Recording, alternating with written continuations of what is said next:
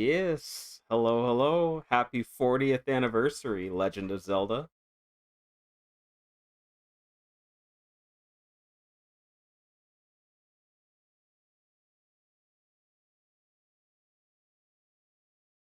Yep.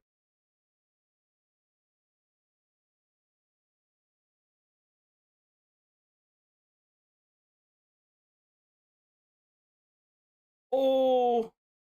Okay, let's see. See, this is why we do checks. This is why we do checks. Okay. Go into my mixer here. Uh, s-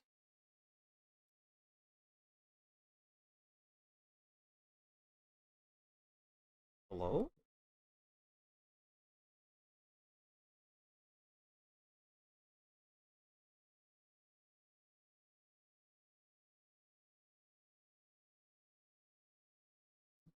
What am I missing? Elgato, it's going. Avatars are good.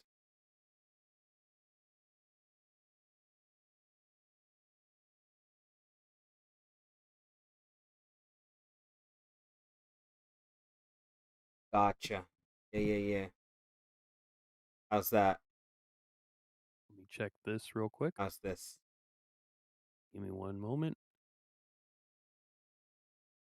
Oh yeah, we're coming through on both ends, boyo. Okay. Sorry about that. Hey, no worries, no worries. This is exactly how you put it. This is why we do our checks. But welcome everyone, everyone. Happy 40th anniversary to the Legend of Zelda series once again. We are your hosts, your bumpkins, your scrubs here at DEKU Scrub Playground. I am Oaf. This is my wonderful brother, Laurelian historian LH himself. Ew.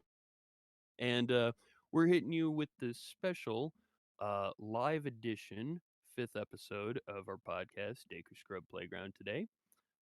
And happy 40th anniversary, LH, and happy 40th anniversary to all of you out there watching live now or watching later on DSP when this is uploaded later on. Yeah. Yeah, no, Yeah. today is a good day. I mean, Oh, yeah, man. 40 years of this series is unreal. I mean, it's 6 years older than I am. Oh, dude, that's what's. It's like let me give you this kind of. There's like we've got Zelda today, and then a week from now we've got Pokemon for their 30th, right? Mhm. Mhm. And myself being like Mr. Zeldamon, being both like my main two I focus on is like Zelda and Pokemon, for instance. Um, myself, I was born 2 months, 2.5 months before Pokemon came out, but I was born like uh, 9 years after Zelda, but technically right before the 10th anniversary. Hells yeah. That's true. Yeah, yeah, yeah. Today, everyone. Now, usually we and I've got to admit this. Usually we have a direction for where DSP goes. For our focus. So like, uh, the first one was us going through the ancient past and the primordial eras before the split. I think the second one was trying to make that connection of the Sheikah and the Zonai. Third Mhm. one, Mhm. it's about time because it was literally all about time. Um, All about it. and the most recent one was, I know that I like to say we were AOI focused on that one, but Kind of most sorta. somewhat kind of. But truthfully today, and I'll admit this, LH hit me up when we got into the VC before go live. He's like, "So what do you want to talk about today?" I'm like, "Oh crap." So it's the Zelda 40th anniversary, and because of that, we're just gonna be like going off the top of our heads because knowing you and me, dude, whether it's you and me, Rev, Zoe, Gabe, Brick, Dan, anybody we talk to in our circles, that you just sit us down for a few minutes and then it just evolves naturally into us just live theory crafting and stuff like that. Yep. It surely do. If I Yep. may, If um, you may. A few nights ago, there Mm, was a shadow dropped update for both Breath of the Wild and Tears of the Kingdom on Switch 2. Dan yes, and Rev shared with us that Nintendo of China, I think it was, because whenever it's CS, that means Chinese Simplified, if I remember correctly. that's yeah. Um, they shared something about both those games in Switch 2 from what Dan and Rev shared, and both of them are like, what does it mean?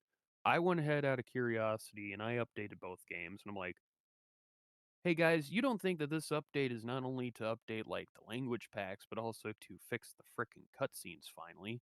And they're like, this can't be it. I popped it on, and sure enough as shit, that's the case. Now, I will Mm-hmm. say that after this update, there are times in the cutscenes that yes, the audio will stutter and it'll eventually snap back into place now compared to being permanently displaced as I showed you Yeah, guys before. completely desynced, like And it was completely egregiously so. unplayable.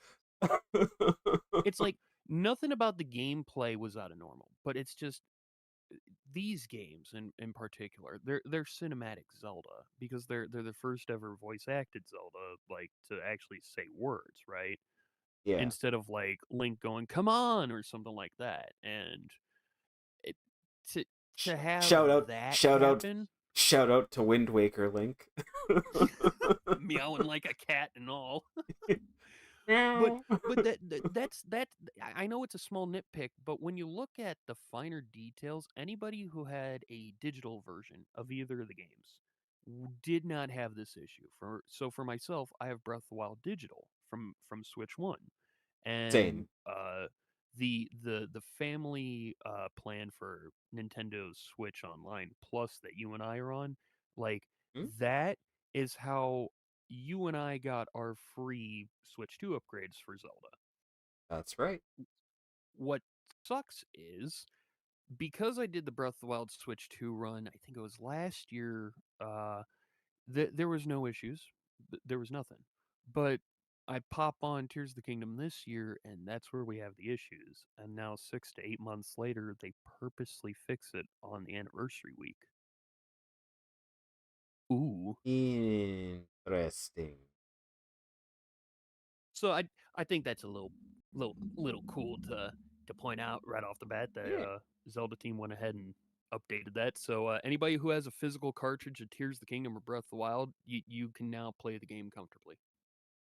Yes, it is quite nice.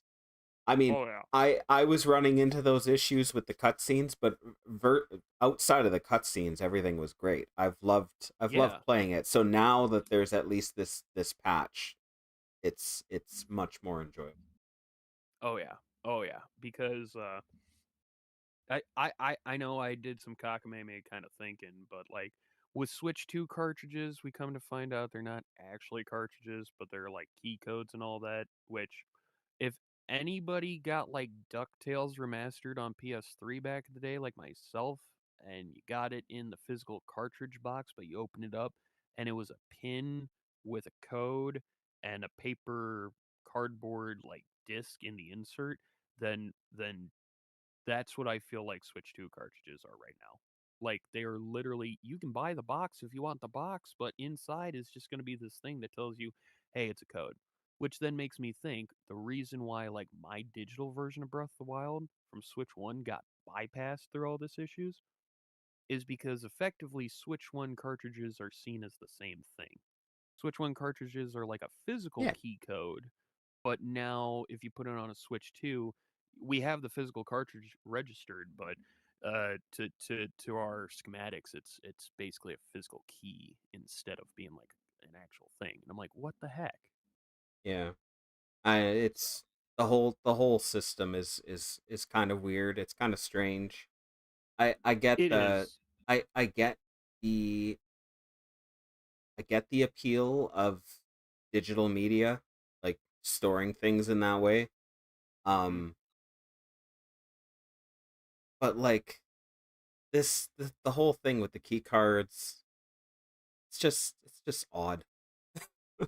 Yeah, it's so freaking odd because I vibe with the virtual console of back in the day of what was on the 3DS, the Wii, and the Wii U. I vibe with NSOs like, 64 cabinet, Game Boy cabinet, Game Boy Advance cabinet, NES, SNES, all of them except the Genesis because reasons. Um, Reasons. reasons. What was it? Sega does what Nintendo don't. Right. So why is the Genesis on Nintendo now? It looks like Nintendo does what Genesis can't.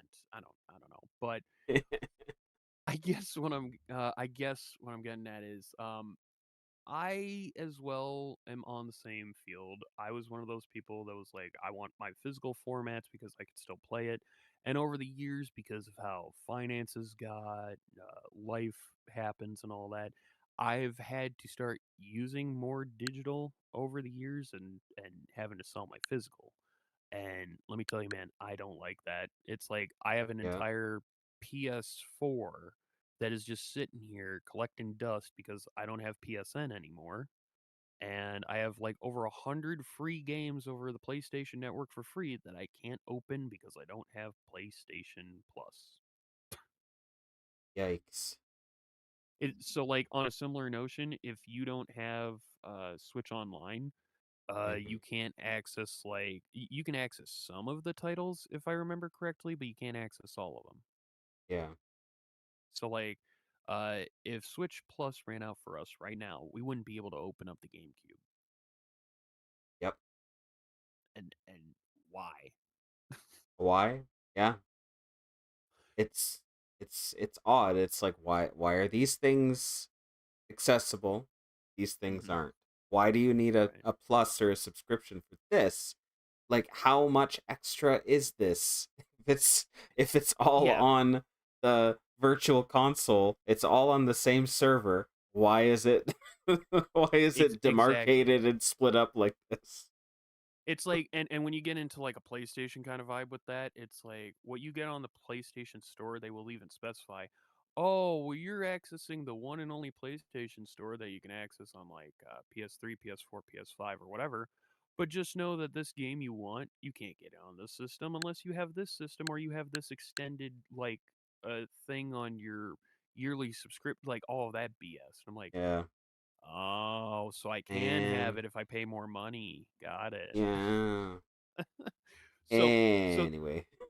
so that's why I appreciate this most recent update to Breath of the Wild Tears of the Kingdom, because I even said like the day before and the day of it happening, I'm like, I feel kind of burned, Nintendo. I feel like I gotta rebuy this game all over again, so now I could play it normally and all this, and then they hit me with the update. I'm like, good guy, Nintendo. Good guy. Good good dog. Good Good donkey. dog. Good donkey. So okay, how about this? I'll kick us off with theorizing speculation and so on and so forth. Speculations. One thing that has recently gone through our circles as recently has been a topic I've been thinking about since AOI came out a few months ago, and that's Kino, aka codename Quinoa. So so Kino, as you and I have talked about, Yes. that's a Sheikah. Oh, I don't even have Age of Imprisonment in. I don't have the disc. That's a physical. I Oh, was no gonna worries. pull him up. I was gonna pull him up. Mine's a digital, and the missus's 2 week lending period is up, so I have it back. uh, Ah. If need be, I can open that up and pull up Kino's profile if need be. I'm right. All right,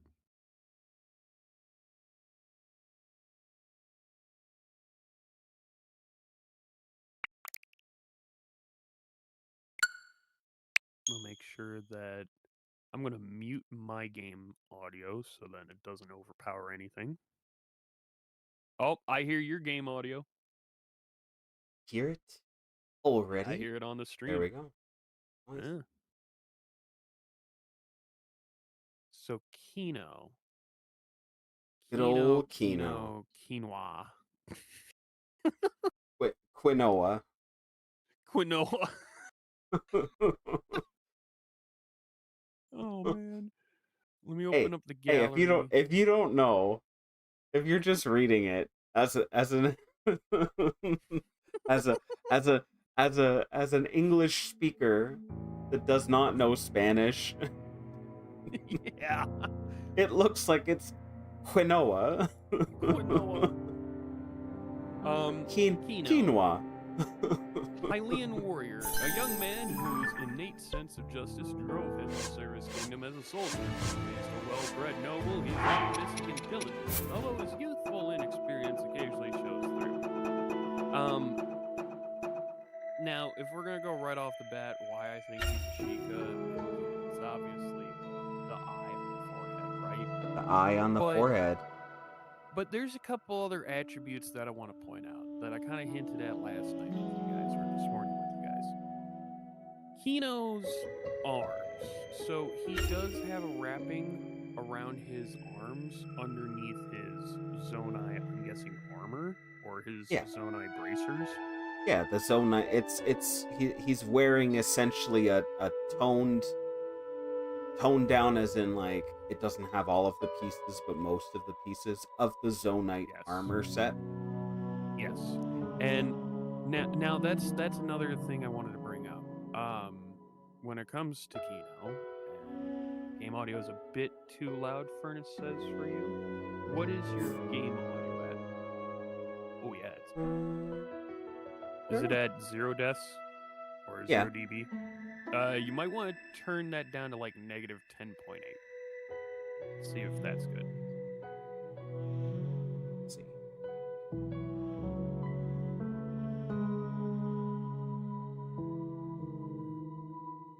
Hello, Mrs. Oaf. Mrs. Oaf is on my side right now.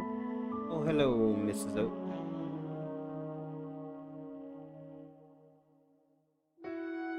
Oh, yeah, it's going to be a mixer. And then your Elgato is going to have this bar. And then you just scroll the bar down until you get to like negative 10.8 or negative whatever you feel comfortable with. Yeah, 10.8. There we go. How's that? Mama Oaf is here on my side as well. Let me see. Yeah, your side sounds pretty equal right now. But hello, everybody. Hello. Mama Oaf says hello to you, LH. Hello. We are now live on both Twitch and YouTube for DSP5 Alive. The Zelda podcast from your two favorite scrubs. And we're currently talking about Kino from the most recent Age of Imprisonment, and how this dude might actually be a Sheikah.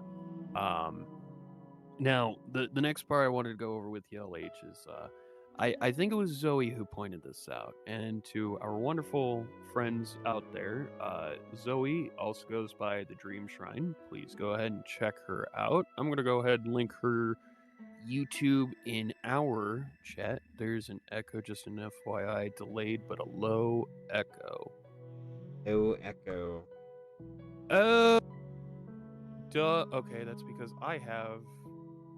That's not miners off. This is this. Where's the echo coming from?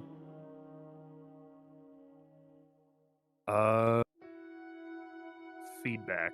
There's a little bit of feedback on my end. Oh, really? Oh no.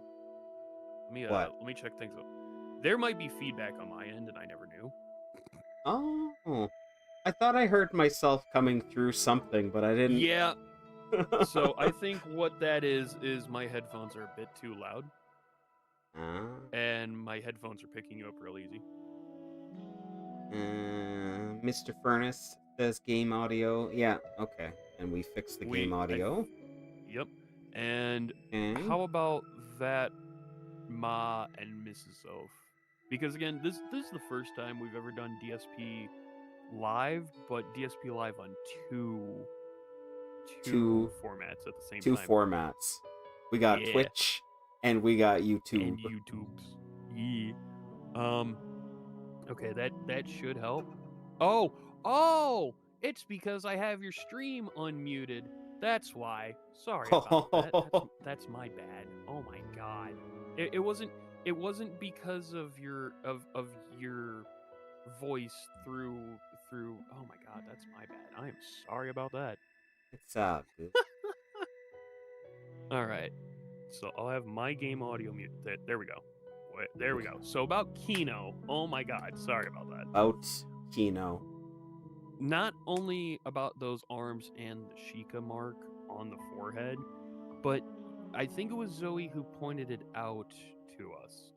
The neck piece he has, right? Yes. Yes. So what she pointed out is it looked very familiar, right? Or what did she say? Yeah. She says she's seen something like that before. Like And then specifically looking at the model of it, she's like, the model of this white part, this shawl that he's wearing, has been seen somewhere before. She's like, where did I see this before? And then she posts. What did she post, Oaf? She posted, I believe it was Kino's body sections now spliced apart because she's trying to make Kino from scratch. Yes. But where did she see the shawl? Well, that's the fun part, and that's exactly on the nose. Let me pull that back up. That was in discussion, I believe. And so she says, I've been looking at the neck cloth that Kino has. It seems familiar to me, and she says it looks a lot like the Sheikah stealth set that you get in Breath of the Wild, Tears of the Kingdom. Now, yes, it does. Myself, I use that mask from the Sheikah stealth set because I like when that scarf is just hanging off the back. But not only does that scarf from the Sheikah look like Kino's whole shawl ideal, but you see that golden neck piece that he has around him? Yes. So there's two things about that. One, our infamous goddamn half circle with a dot is all around that. Everywhere around that. Yes. Yes, I know what you're talking about. And I love how, like, yes, there are points in the Zelda games where it can literally be an artist's interpretation, but when it comes to that, when it comes to Kino's goddamn fucking neck design with that fucking half circle and the dot, that's not an artist's interpretation. That's been in almost every single goddamn 3D Zelda game, for instance, and almost half of the 2D ones, right? I believe in the old circles, most of us called it the heart symbol. Yes. Yes. And with that, Kino also has on his like waist, he has the boar, dragon, and owl symbol. An owl, yes, from the Zonite set. But yeah, it's specifically those three, which all represent aspects of the Triforce. Correct. And what's absolutely nuts to me is when you take the arms, when you take that waist piece, when you take that neck piece and the shawl, hero aspect from Tears of the Kingdom. It's almost 1-to-1 nearly. There's no way that Kino turned into him, but he almost looks like him.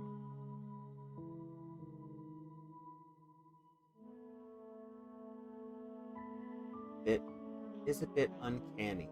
There's got to be some relation. Let me open up Tears of the Kingdom on my end, and I'll open up my playthrough from 2024, not this most recent one. Because now with Breath of the Wild Tears of the Kingdom, you now can finally do what every single Zelda game did before and have more than one save file. How controversial for a Zelda game to have more than one save file again. Even though we've been asking for it for like 9 years. I know. I think that's the one. Most classic Zelda games, at least mine, actually, even into the original, had three. You could choose three. but Breath of the Wild, you could pick 4. But with Tears of the Kingdom, you could pick 2. Why are we skirting around the 3? I don't know. I don't know. On my end, I'm putting on Ancient Heroes Aspect. right now. Okay. I think I And already have it on in, or no, I don't anymore, but I have it in my completed file. Look at all my goodies. so the thing is about the Ancient Heroes aspect. Yes, he has a very similar arm thing as Kino. However, one arm is wrapped like Kino, one arm is bare like the hero of the wild slash tears. But he has like, how do I say this? He has the waist piece with the three virtues. He's got the neck piece, like the golden neck piece that has the quote unquote harp symbol, as you've put. But what's really strikingly different is one, he's a Zonai. Two, Or some sort of Zonai hybrid. Some of right, this is not what we see with at least the other two members of the tribe that we have seen, right? correct. And that's the other thing. Yes. The What is the he's got a he's got a tail, man. he And does. his feet are canine like, they're dog like or cat like with Yeah, and four toes, and he's up on his heels. He's yeah, up on the and ball of his feet, just like the way a dog or a cat would be, which is known as a digitigrade um foot stance. right, and Rauru, for instance, he walks on the flat of his. Sonya technically walks on her. Like for me, when I go upstairs, I actually do that. I stand on my toes when I walk upstairs. I don't use my full foot. But like Minoru kind of has a similar thing when it comes to her foot, but I think the most damning thing on this dude isn't the tail. It's not how the waist piece looks like Kino's shawl. It's not because he has the three symbols just like Kino does. And it's not because the arms, it's not because of the neck piece. I think it's because he has a Gerudo crown.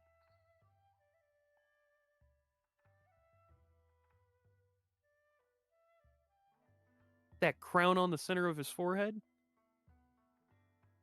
Like a that's Gerudo. sideways It's like a sideways third eye, Uh-huh. and the way those edge pieces kind of go off Mm-hmm. and outward, they kind of remind me of what happens with Ganondorf when he has That's the secret exactly stone. That is exactly what I'm talking about. It looks just like that. So it's like we do have an amalgamation of not just the hero being present, but we have an aspect of power and an aspect of wisdom when we have, the hero's aspect of Tears of the Kingdom. It's kind of like a scarab, Villa said. What's up? Yeah, it does kind of look like a scarab. I'm not gonna lie. And that I guess I gotta ask the same question we've all asked since 2023. Who the hell is this guy?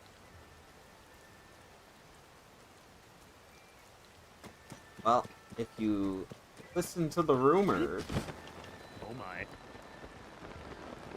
he is the ancient hero, right? Oro says like, "Oh, I thought you were the ancient hero." And Impa says that you look just like the hero on the tapestry from 10,000 years ago. Yep. Which, to be fair, I remember those theories and the debates that were going on about like, why does the hero have red hair? Yeah, and then people are like, "Oh, it's the hero of Twilight, since the hero of Twilight has like brown hair and it's closest." And I'm just sitting here like, I mean, Um, but like, yeah, he's supposed to be the hero from 10,000 years ago. However, the events of 10,000 years ago happen after, long after the imprisoning war, yep. long after the era of the Zonai, during the height of the Sheikah technology, right? Yep. Yep.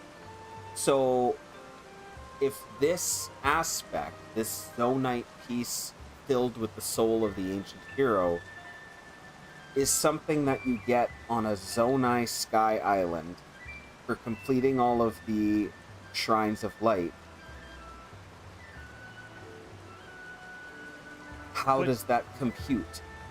that's exactly it. That's exactly it. Rauru and Sonya went ahead out. Okay.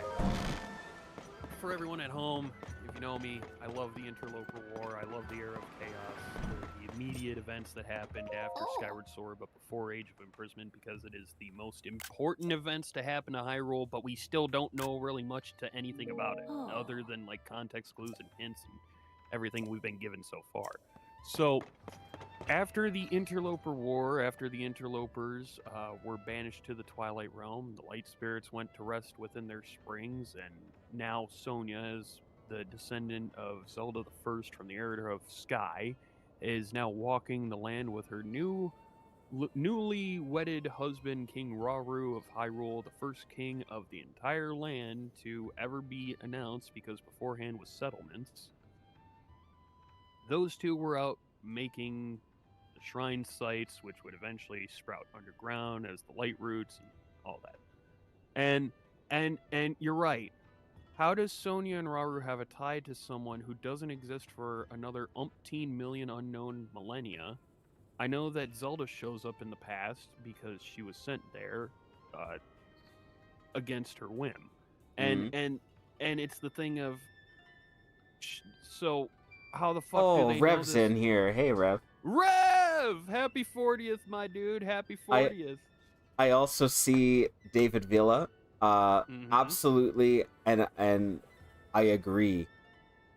The hero from 10,000 years ago, or the hero's aspect. So, So, okay, the hero's then, aspect is older, and that 10,000 years ago it was worn by a hero, a Hylian hero, most likely. Um, and so that's how he was seen, right? Because it literally envelops the wearer. It makes them appear like this ancient heroes. But if that's the case, just like we have now in the present, yeah. who the hell was this guy? So I've got something that might like I know it's not gonna fit, but it's a good starting point to at least get down this rabbit hole. So I guess where we could start off is a bit flimsy. Who this guy is might be the flesh and bone version of Akka from AOI, which basically would mean this is the true form of Sky in his Zonai form. I see where you're getting at, but you might have to explain that a little better for the friends at home. So for oh, okay. So for the friends at home, LH opened my eyes to this a while back, and I'm going to send this to you, LH, so then you have it as well. LH opened my eyes to the fact that when it comes to the Zonai, that they are literally the ancestors of what we see with the people of Hyrule today, with Hylians, correct? Yes, they are And considered the ancestors of the Hylian. correct. And what this would possibly mean is that the quote unquote ancient humans from before Skyward Sword. Skyward Sword, Mm-hmm. I'm still trying to find this thing, I'm sorry. That the ancient humans before Skyward Sword were actually Zonai. The And Zona, what yeah. I'm and to fit with the mythos of the Zonai, and I know LH, you went ahead and gave a better description of it than I could ever try to attempt. But with the Zonai, they, as we know with their history, came down from the heavens after an unknown period, but then their numbers started to dwindle, and if I can make a long, complicated story short, it correlates with what we know of Skyward Sword. So what we saw with Skyward Sword, sure, was a human-esque human hero motherfucker, growing the Master Sword. Yeah, But because but that's what the story would want you to think, because Mm-hmm. we're living a legend, right? It's a legend being forged by your own hand, as the intro to the game starts out. And Right. in our modern time, because if you're living in Hyrule and you're telling these stories, you're telling these legends, and you're kind of living the moment or imagining it in your head, which is basically what these games are. They're moments in time passed through legend, being told in the present.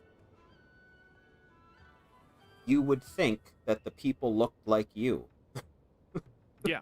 And You and would and just that's what a lot assume of that they people would. look like you. Yeah, and then and just like and like how I've been saying, Hyrule is a lot like real life because not only does Zelda team take a lot of different world religions, world cultures, mythologies, aspects, um, to make Hyrule, because of course we have a ton of Middle Eastern culture with the Gerudo. We have a lot of Eastern culture with a ton of Asian influence with the Sheikah. When it Hmm. comes to the Hylians, they're obviously like your Euro-based kind of thing. I know that Miyamoto was going for more of a Germanic kind of feel when he originally conceptualized Zelda, if I remember right. But then he started to do like a mix of Germanic, Frank, and Britannian. It's a Yeah. mix of like your typical medieval Mm-hmm. fantasy. It's your And your then medieval fantasy, medieval Europe race. And then Um, Tears of the Kingdom really expanded on that too with the like ancients. So they have like Aztec, Incan, and Mayan all fused together perfectly. And then you got a little bit of ancient Japan, ancient China, and and even Southeast Asia, you got little that. And little there's bit of even Nordic Khmer. and Hmm? there's even like Nordic influences with Tears of the Kingdom. Like for instance, Stormwind Arc, perfect example for this. I see the pagoda with like the whole captain's quarters, like the whole backside Yeah, of the ship, right? But I'm also seeing like Viking longboats and Viking, shorts like all yeah, over as yeah. like the With supports, and I'm like mm-hmm, with with mm-hmm, with like the Aztec and Incan stonework. yeah, yeah. It's a curious blend, right? Mm-hmm. But I sent you the yeah. file. Oh, you sent me a file. Okay, let's. Yep. He says they take Um, the Mesoamerican historical records and basis his own eye on that. Yes, they did. let's see.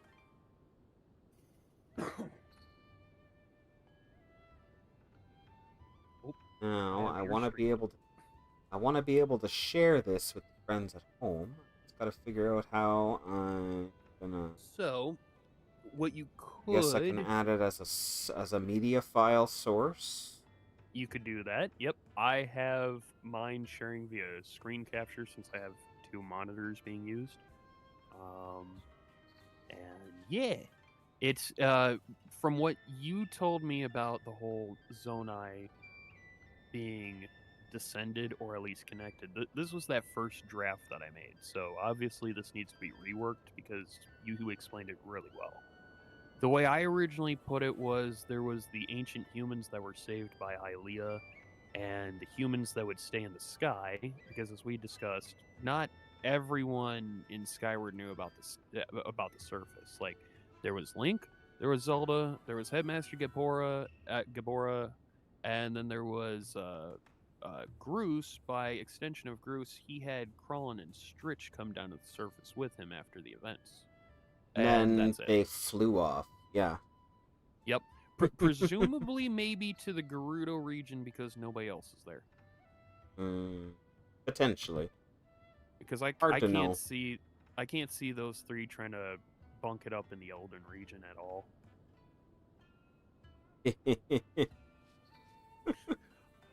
But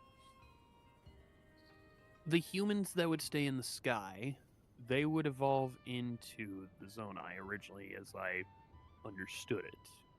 And the humans that were on the surface eventually would become the Hylians, but wouldn't gain the title of Hylian until Kingdom.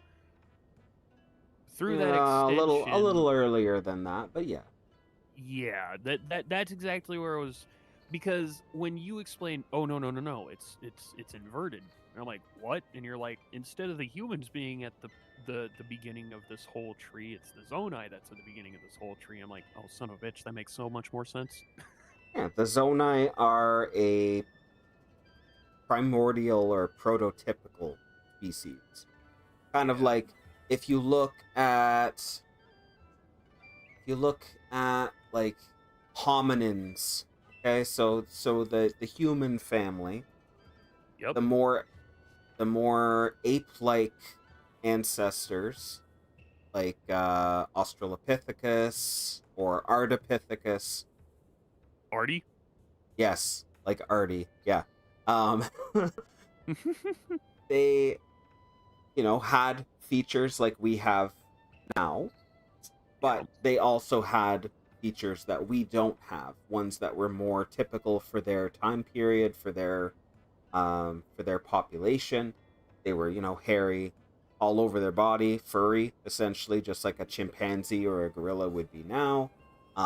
Broader faces, big, long skull cases, not very large frontal lobes.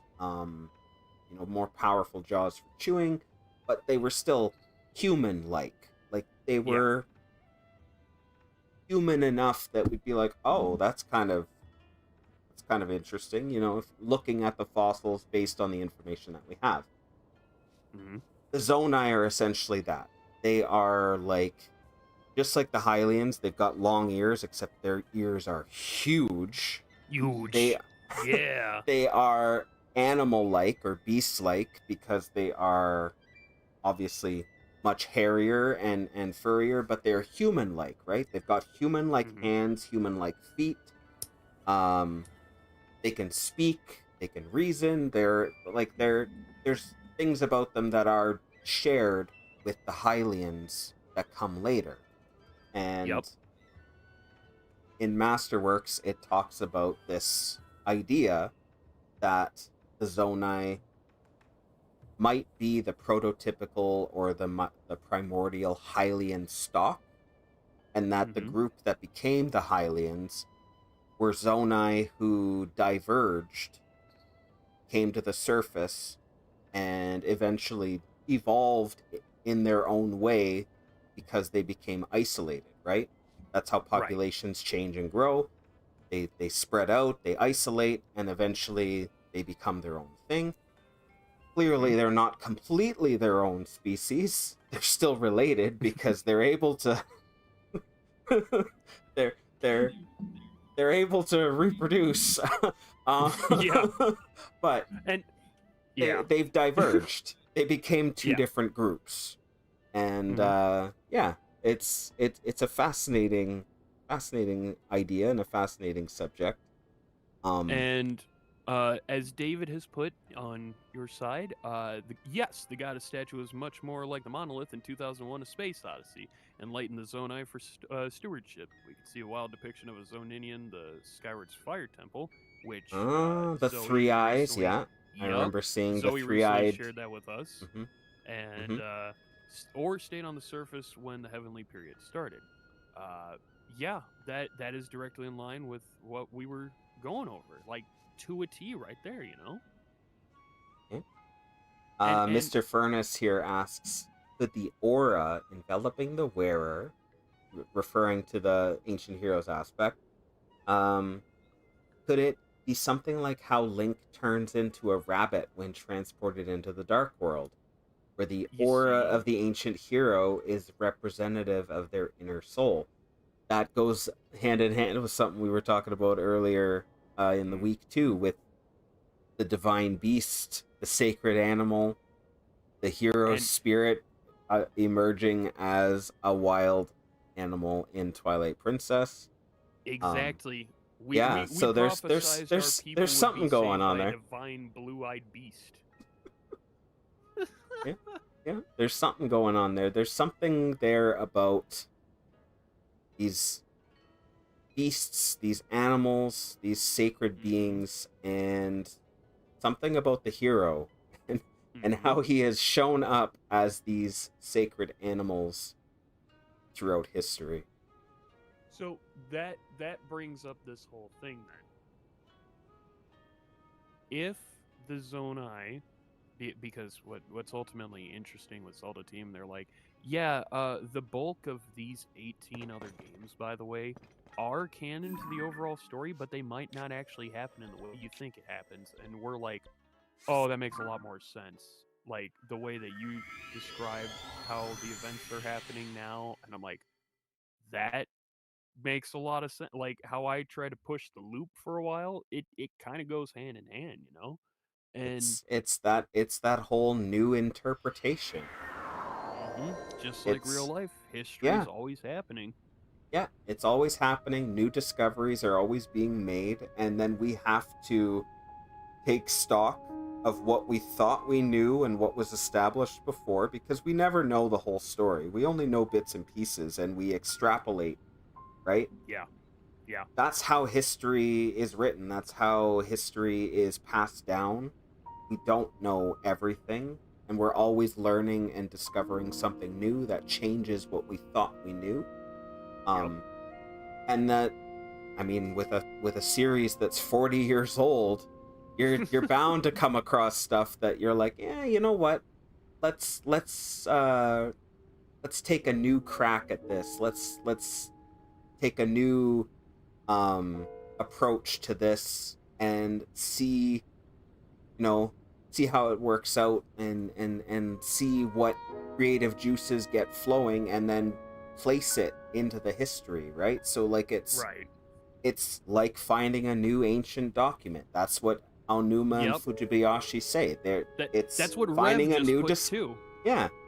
Yeah, You're not fixing history, just yeah, making new discoveries, a new ancient document. yeah. Exactly.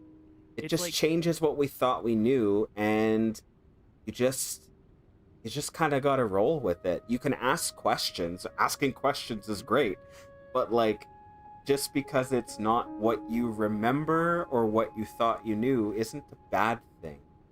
exactly, exactly. And that's the other thing.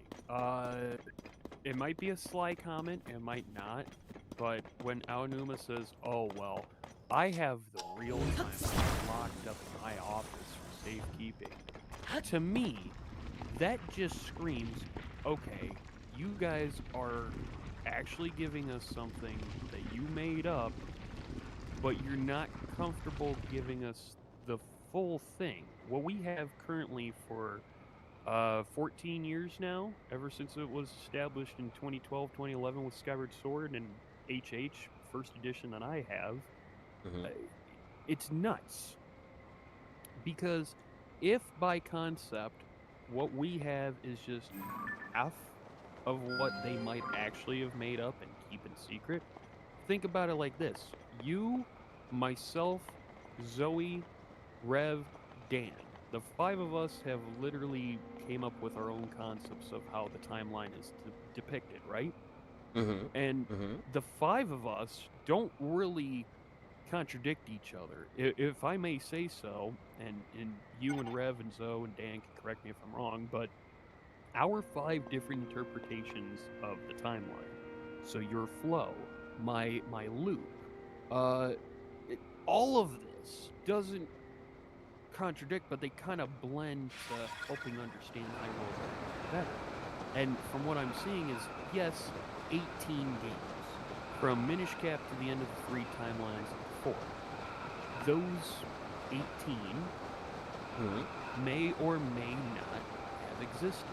King Rome hints legends of them were passed through oft through stories, fairy tales, whatever, paraphrase. But Through um, stories of Ganon were passed from generation in the form of legends and fairy tales. So yeah, and you're pretty close, but that's it.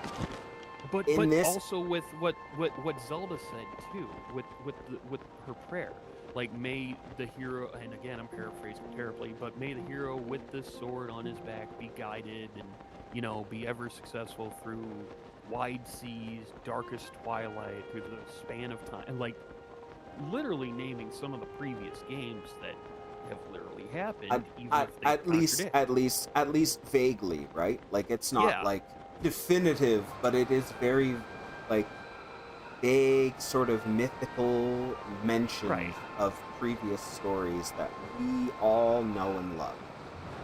Yes, and so it comes to this whole thing of those 18 games, yes, are canon to the overall story of Hyrule.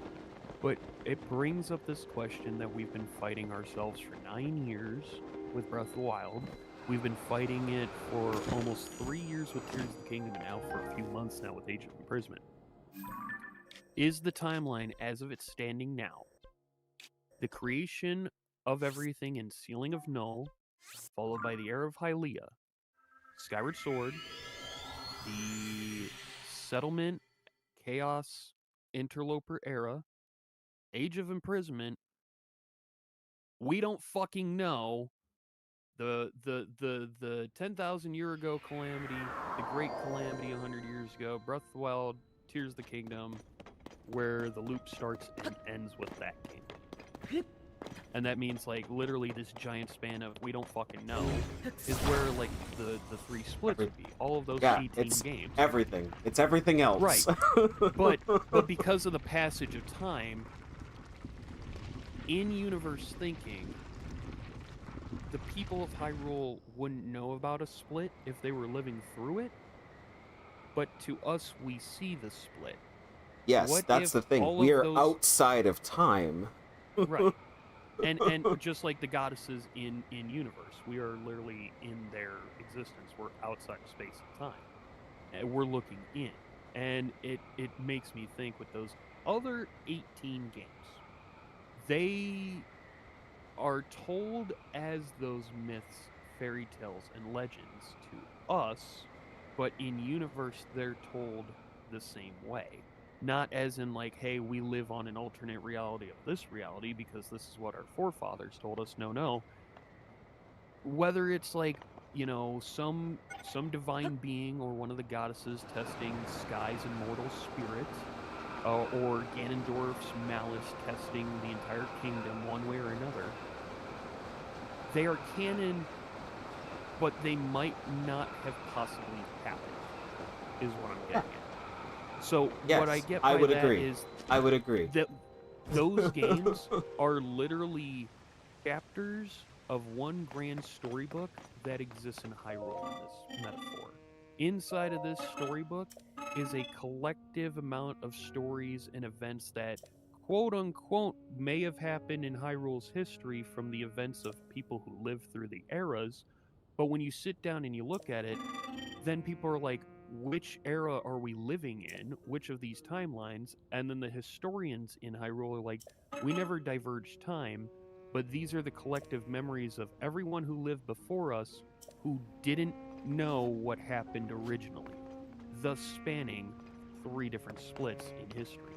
Kind of like how in real life, our own history, when it came to like ancient ways, when it came to dinosaurs, when it came to ruins and relics, a lot of the historians and a lot of the researchers were wrong the first few times until someone sat down and was like, this is what makes the most sense.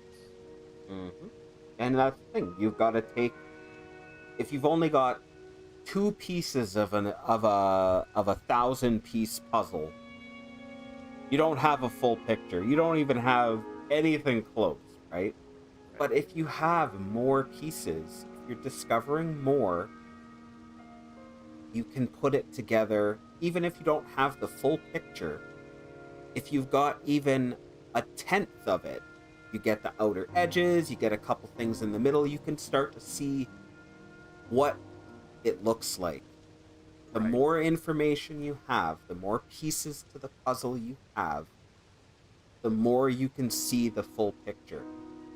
And that's how we look through time. That's how we discover our own history. And that's how we put together the history of this series. Yes, it's the Legend of Zelda. Yes, these are legends and stories in Hyrule. That's the thing. The setting of the series is essentially we are living or imagining stories being told to us as if we lived in Hyrule today. As if Yes. Hyrule was the real world and we're living in it today.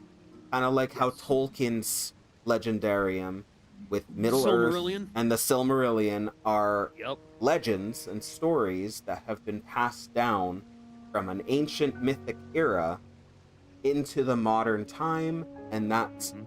Tolkien has translated it and distributed it, right? Like it's Yeah. that's the setting, that's the stage that we're working with. So each One. story is being told by a different narrator.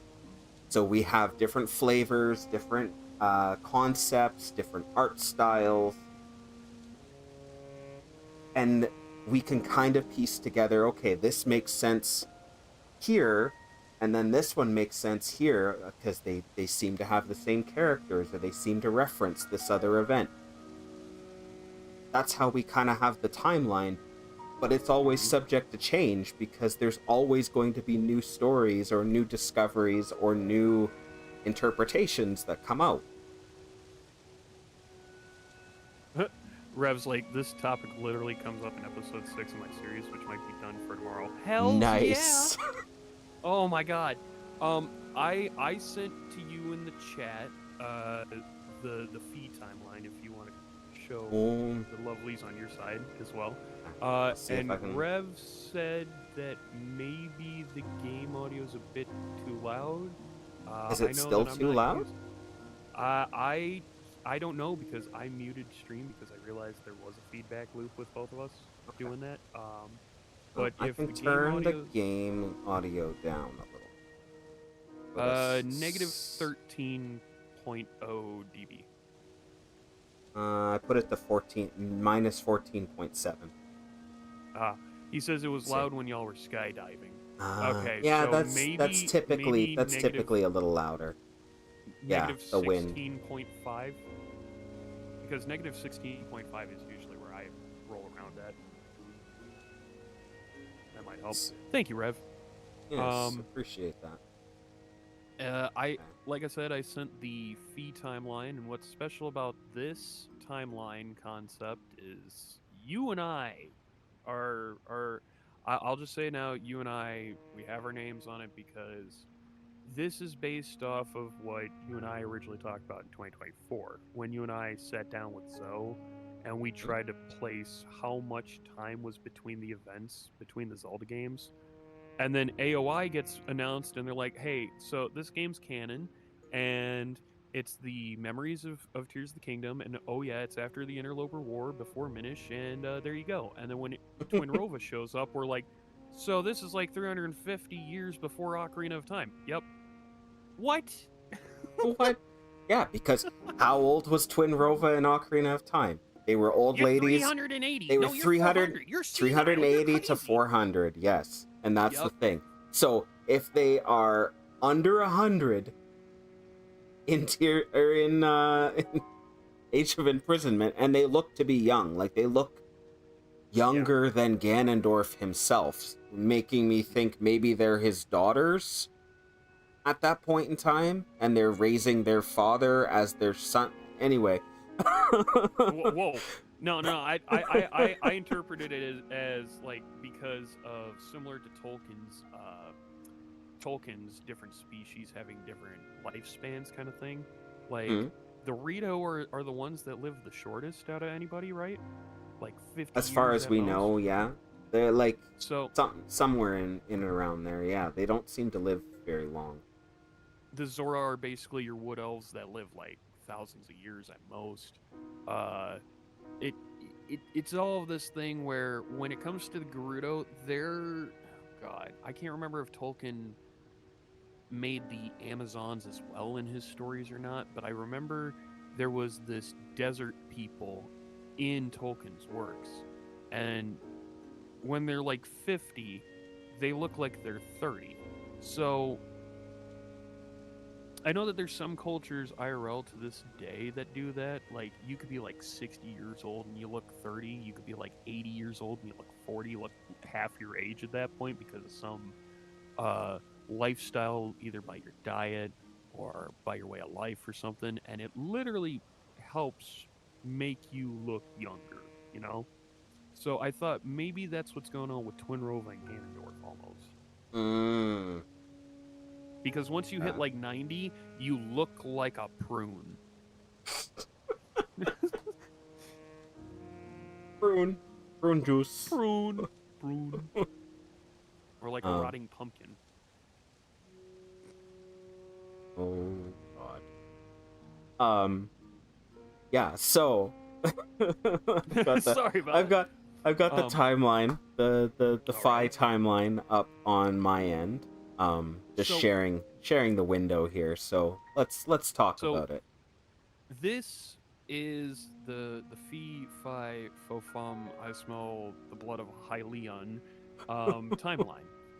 It's named after not only just the Master Sword's own soul, Fee or Phi, however you want to say it. I say Fee. I know some I people say say Phi. Phi. Yep. That it's not only based on her entire existence. So where we have it marked with sword with white and that white line, the white line is yes the progression of the sword's existence, but it's also how to help us understand the flow of what happened in the events of Hyrule. So we follow the sword. So we have Skyward Sword literally being the start of the sword, but to go over the entire existence of Hyrule, we got the creation and sealing of Null. Established in Echoes of Wisdom, the three golden goddesses created the world as we already knew for eons and eons in the Zelda series, but we never knew why. And then Yeah, Echoes of they Wisdom just kind gave of us the showed up one why. day.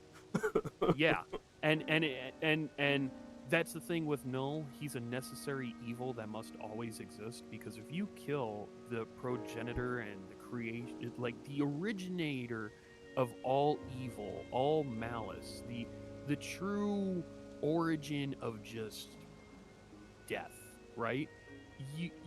You would just have nothing but happy good time bullshit and nobody would die.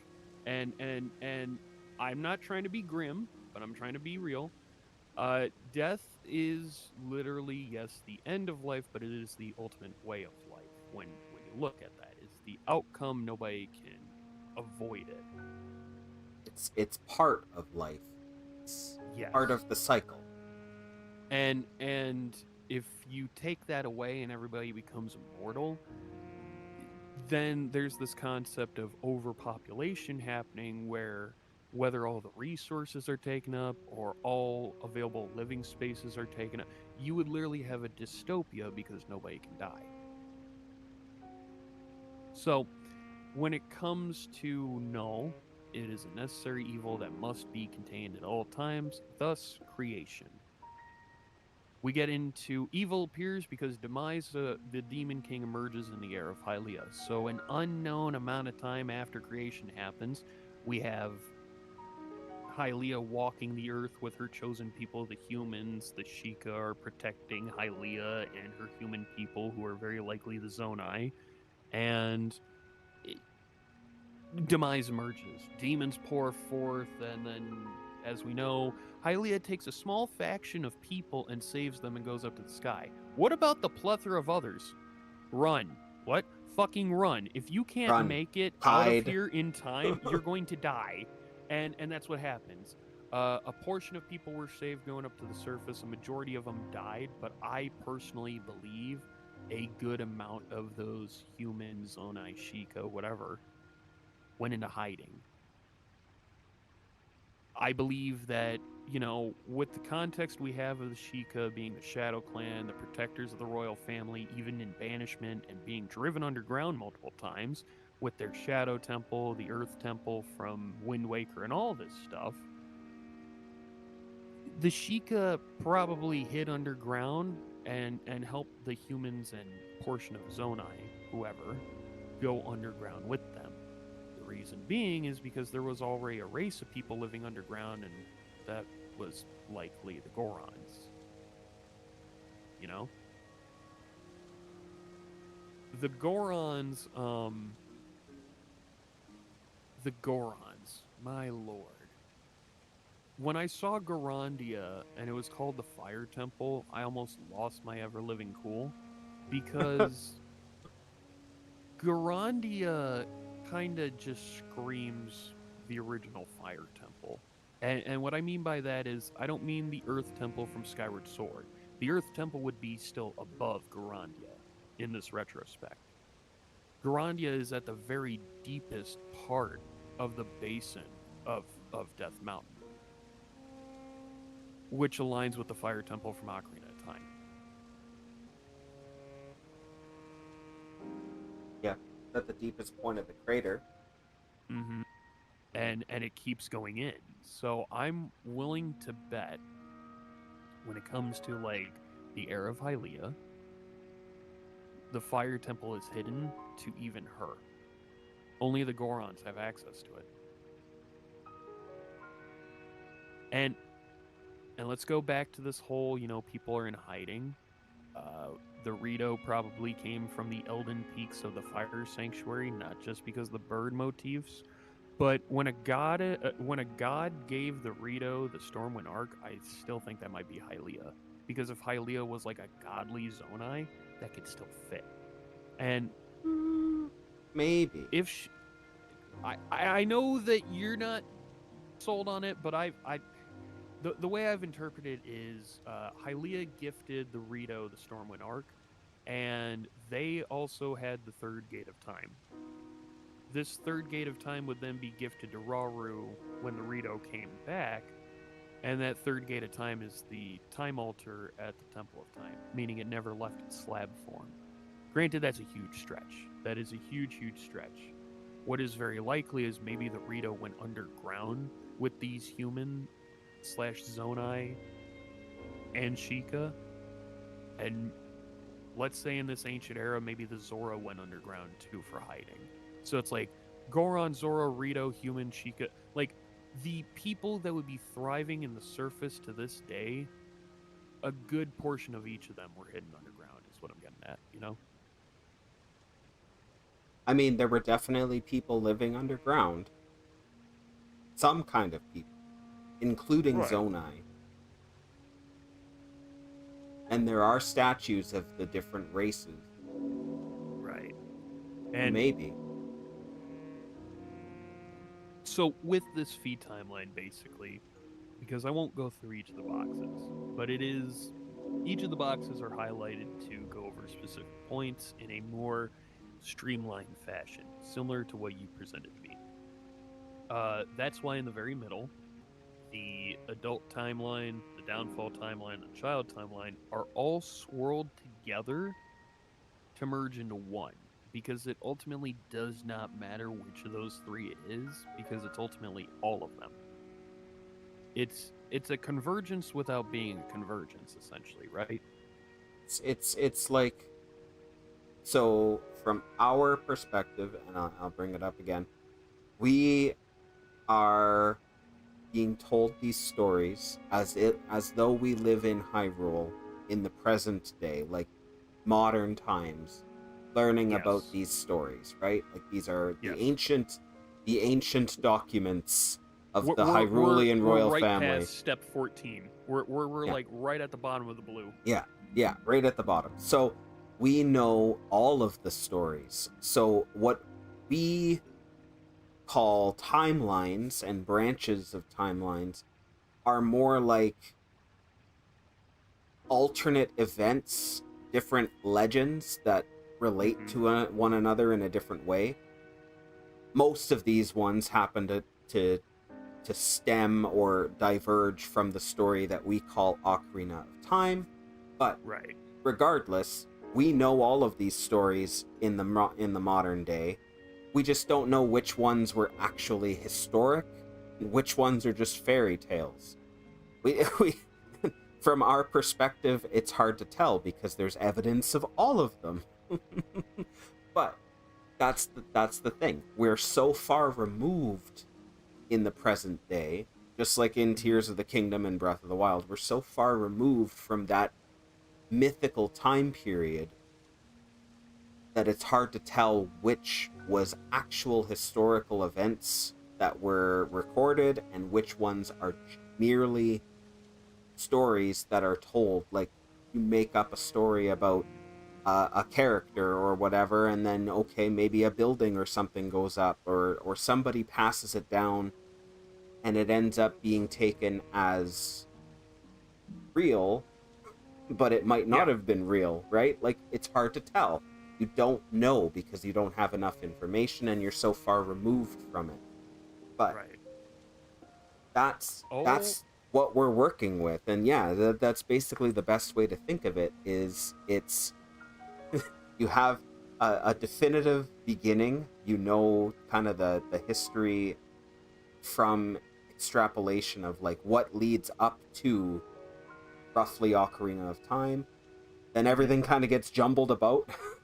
It's hard Yeah. to tell, you know, the threads kind of weave together, they're twisted together, and then you get present. Yeah. And then you're like, That's okay, so that's it. That's the center line of the timeline. That is your historic thread. Is one big thread, yes. then a massive thinner ones kind of all woven together, and then you have the present day at the bottom. Yes. It's I got hair in my mouth. Sorry about Kamaba. that. I remember I had a hair in my mouth. When it came to this timeline, it is exactly how you're putting it, and I even saw this happening when I was playing Tears of the Kingdom back in 2023. I saw the loop right in front of my eyes. I'm like, oh my god, it's happening. As you put it, with how you put it in a more streamlined fashion, more A to B. It's really easy to understand. It's really chunked together. And before I forget, uh, first, Ms. is here. So what's up, Ms.? Dave said, imagine Zelda or the Queen is using her power of wisdom to fill the blanks of history books, pulling from memories of other timelines, which that could actually be pretty freaking cool. A convergence from the Queen herself. And our good friends Rev and Zoe as well have Hmm. stepped in, and I just want to say hi to them and hello to our fellow family members in our Zelda group. Back the fuck up before we rip this track up. Yes, Zoe. Yes. For everyone at home, and I will supply the links in chat the best I can. Please go check out Rev and Zoe because just like Yes. LH, they are Check them out. amazing. They are amazing people that do amazing work, like Yes. phenomenal work. 10,000%. A billion, I say. Anyway, um, but I will supply their links in chat here in just a moment. Both of you got in here at a pretty cool time. We're going over timeline stuff and how history is always happening, and we're living in history, and history is always changing, and how we can interpret one thing but not take away the other thing, and just the usual theory crafting, and Yeah. anytime, Zoe, anytime, always happy to shout you guys out because you guys are absolutely freaking worth it. Because honestly, without Zoe here, guys, the Dream Shrine herself, LH and I probably wouldn't have gotten to this point. I know that I got to the loop point before meeting Zoe, and I know LH was like at a certain point with the timeline, but like when we got talking with Zoe here, the pieces all fit together. So please do Mm. go check her out, and please do go check out Rev's stuff, because Rev, oh my God, Rev is a completely different Yes. story. Let me tell you that. Everybody brings something fantastic to the table. We all have our own quirks, our own strengths, and we make a really good, really fantastic team. Like, Heck yeah. I can't tell you how grateful I am that I am friends with all of you. As with I am with you guys, because LH, you know this to a T, but I was a fanboy of yours at start, and it took a while for me to chill the hell out. But real good friends, real Shaw. close. Nah, but like for real, like if I didn't meet you, I probably wouldn't have met Zoe and Rev here. If I'm going to be honest. If or I'm pre- going to be honest. Zoe says lore predates the universe. Actually, no, I LH, come on. I One, don't. you're famous. You gotta admit that you're famous. Two, you are an eldritch god. Let's talk about that. No, I am not. I am. Is LH null the theory of 2026? Oh God, I'm the Larulian null. I'm the opposite. You're a lull. No, I'm kidding. Lol, lol. No. Where can we check out his sword? This The sword sword timeline. So and the the other Phi crafts you timeline. made? Can I be some So kind of junior scout intern of sorts to the team? Says Dave. yeah. All right. So Dave, David Villa. We've got these graphs, these charts, made by OG Oaf. I believe he has them up on his channel, don't you? I remember seeing some posts about them.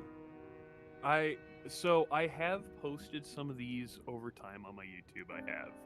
Mhm.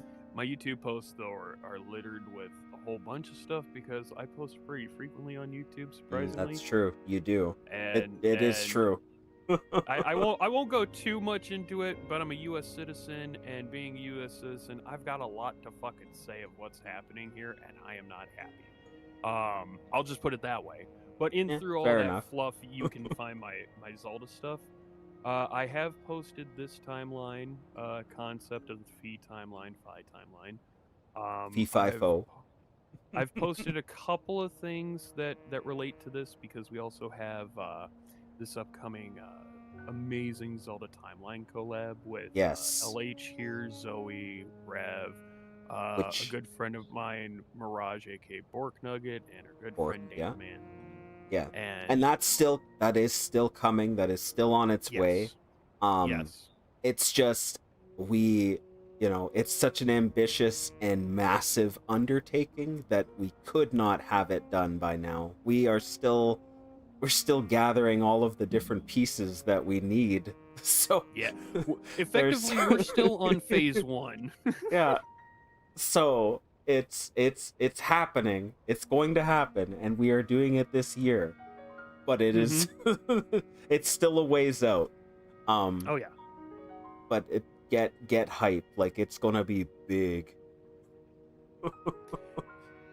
It basically oh no. Oh no, what? Oh, I Uh-oh. I just got a friend request from my mother on Discord. My mother has now made a Discord. Uh-oh. Your mother is on Discord. My mother's on Discord. Oh no. Oh no. Oh no. Mama Oaf's gonna know how much you shit post in a day. Yes, she will. She will. Oh no. She even calls herself Mama Oaf now. No. Oh, this is great. I love it. Always good to have you, though. Always good. That's pretty cool, though, because Ma says, get the fuck over it. Yeah, I know, Ma, I know. Ain't no worries, Ma. I do love the support. It's just, it took me for a loop. I was like, oh, hello, I got a friend request? That's new. But, yes, Ma. Yes, Ma. No worries. But when it went, so coming to the timeline, coming to history, and coming to this collab, we're basically fusing it all together. Because this timeline collab, I know that we're not the first. I know that we're not going to be the last. But, if I may, I personally believe that this timeline collab is quite literally going to be made by fans for fans. Because we've seen other people make timelines for the Zelda series. We've seen many different ways that it goes. But the way that I think that at least I perceive it is with our different styles, our different touches, our different views and Fusions? fusions. Yeah. Hello, Mrs. Oaf. So with our different kind of viewpoints and etc. I think that is what's really going to drive that home with this timeline collab that we're doing. And yes, as LH put it, it's still going to happen this year. I myself got a little bit stir-fried and frantic. I got myself worried into a sickening panic, quite literally, because I thought that it needed to be today, but it doesn't need to be today. Today's just the first day of Yeah. the entire This year. this is this is this is the anniversary, right? This is the day. So this is like Zelda's birthday. But now Hmm. from here on out, we have an entire year. This is the 40th year. So we've got It is. a lot of time to work on this, and there's plenty that will probably come up in the next few months. Like I would anticipate that, like with the 35th anniversary, with the 30th anniversary, we've gotten things, and they usually come early summer, late spring, early summer. So I expect June or July we will probably have some sort of reveal. Yep. If history is anything to go by. So there may be some things we'll have to add to the timeline. Oh yeah, Depending on what comes out. right. And that's the thing, because I know that we've talked about it. It's part of the reason why we're kind of delayed, but it was going over what should and should not be put. Like, to everyone at home, the more powerful the sword becomes. if you've seen other timeline videos, there's some like Frederator, there's some like Commonwealth Realm, stuff like that, right? And we are doing something different, but the same. So what I mean by the same is it's Same. Zelda oriented. It's Zelda oriented. It's a Zelda timeline video, right? But what it's different meaning, if anybody's seen like a repainted, like Chowder repainted, Looney Tunes, the Dover Boys repainted, if you've seen one of those kind of things, if you've seen like maybe Jawbreed or The Right Opinion before, and you know how they have different art styles and editing styles going from topic to topic, it's going to be similar. And that's what I mean by made by fans for fans. We're making it in our own different styles together for the people who want to know more about Zelda. And that could be via you knowing a ton about Zelda like us. You might not know that much about Zelda because you haven't played in a while. Maybe you've never played at all, and like Breath of the Wild Tears of the Kingdom is like your first era into the entire history. That's fine. Our whole thing as historians, theorists, as lore keepers, we share the lore. We share the beauty that is Zelda. And if we don't, we could very well see the entire thing dry up. So that's what we're doing. That's the whole point. It's just to have a good old time and show how much we love this series. Yeah. And we surely do. Surely do. I have been a massive nerd, a massive fan of this series for a long time. I played A Link to the Past on the Super Nintendo. I remember going over to my friend's place in grade school, and we'd just hang out, and they had a Super Nintendo and a Sega, and we'd just, play whatever. And I played A Link to the Past, or I watched them oftentimes too. And it looked like a lot of fun, but I didn't really get into it. What got me into the series was Ocarina of Time. It blew me away. Yes. Like, I sat there for hours watching them play, and then I would get a turn because, again, we've got multiple save files, so when they weren't playing, I would go on my own. I didn't have an N64. I didn't end up getting my own N64 for several years. But we'd play these games all the time, and it was magical. Like, the story, the pacing, the enemies, the graphics. I mean, yes, compared to a lot of things we have now, those graphics definitely are aged. But they were like the best things around at the time. There's a certain zeal to it. Like, I remember, because my first Zelda, if I can, as a boy, as a lad, before I had my first Game Boy Advance and then my SP and my GameCube and all that, I used and played my parents' N64.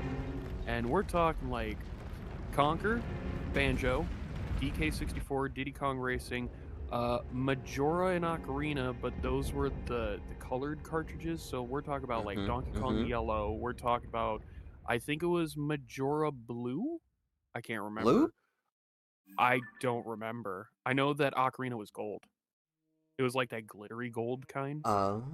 I remember Yeah. seeing one like that out in the market. But Majora, the yeah, only Majora, I've seen was a really nice gold cartridge with like a holographic print.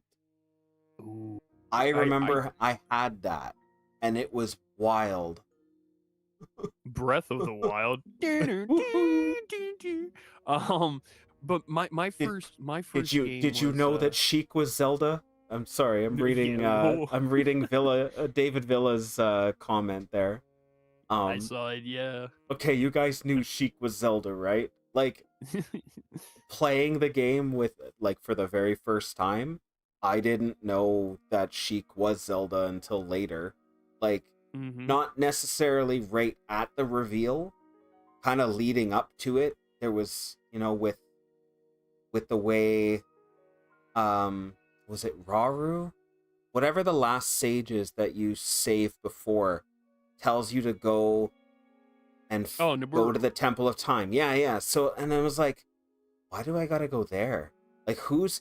And then and then Sheik shows up, and I'm kind of like, wait a second.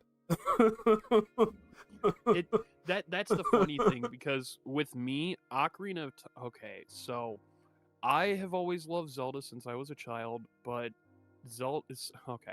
As a kid, and I'm talking about like elementary, I would play my mom's N64. I play Ocarina, I play Majora. I would not beat them. Ocarina, I would get as far as getting halfway through King Jabu Jabu's belly and not even get to the big Octo as a kid. That's how far I got in Ocarina. And then I would give up and restart the game all over and over and over and over again.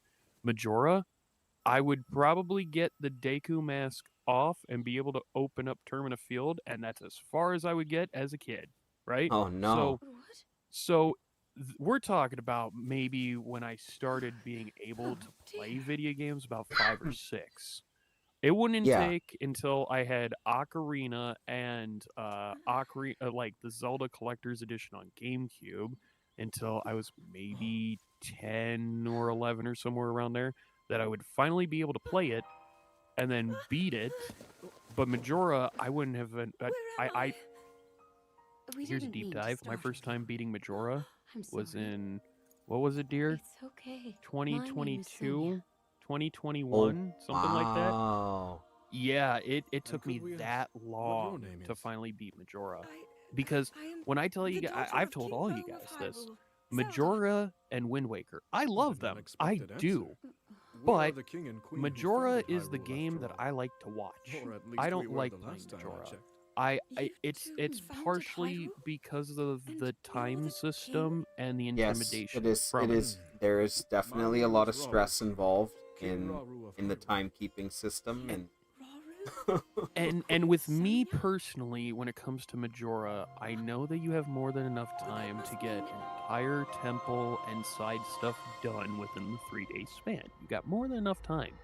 But then there's people like me, who doesn't want to reset the time system because he knows he's going to forget 1 or 2 things, and then in order to get that 1 or 2 things done, you have to beat an entire temple or 2, and granted, you're going to be overpowered, but it's Majora is major backtracking that I don't like.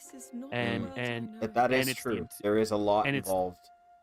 And granted, I do like backtracking in some cases, but like, it's 1 part backtracking, 1 part intimidation from the time aspect, and I still never, like, the 3 times that I've played Majora all the way through, have all been mask playthroughs where I get every mask. I will not get every heart piece because those shooting galleries suck.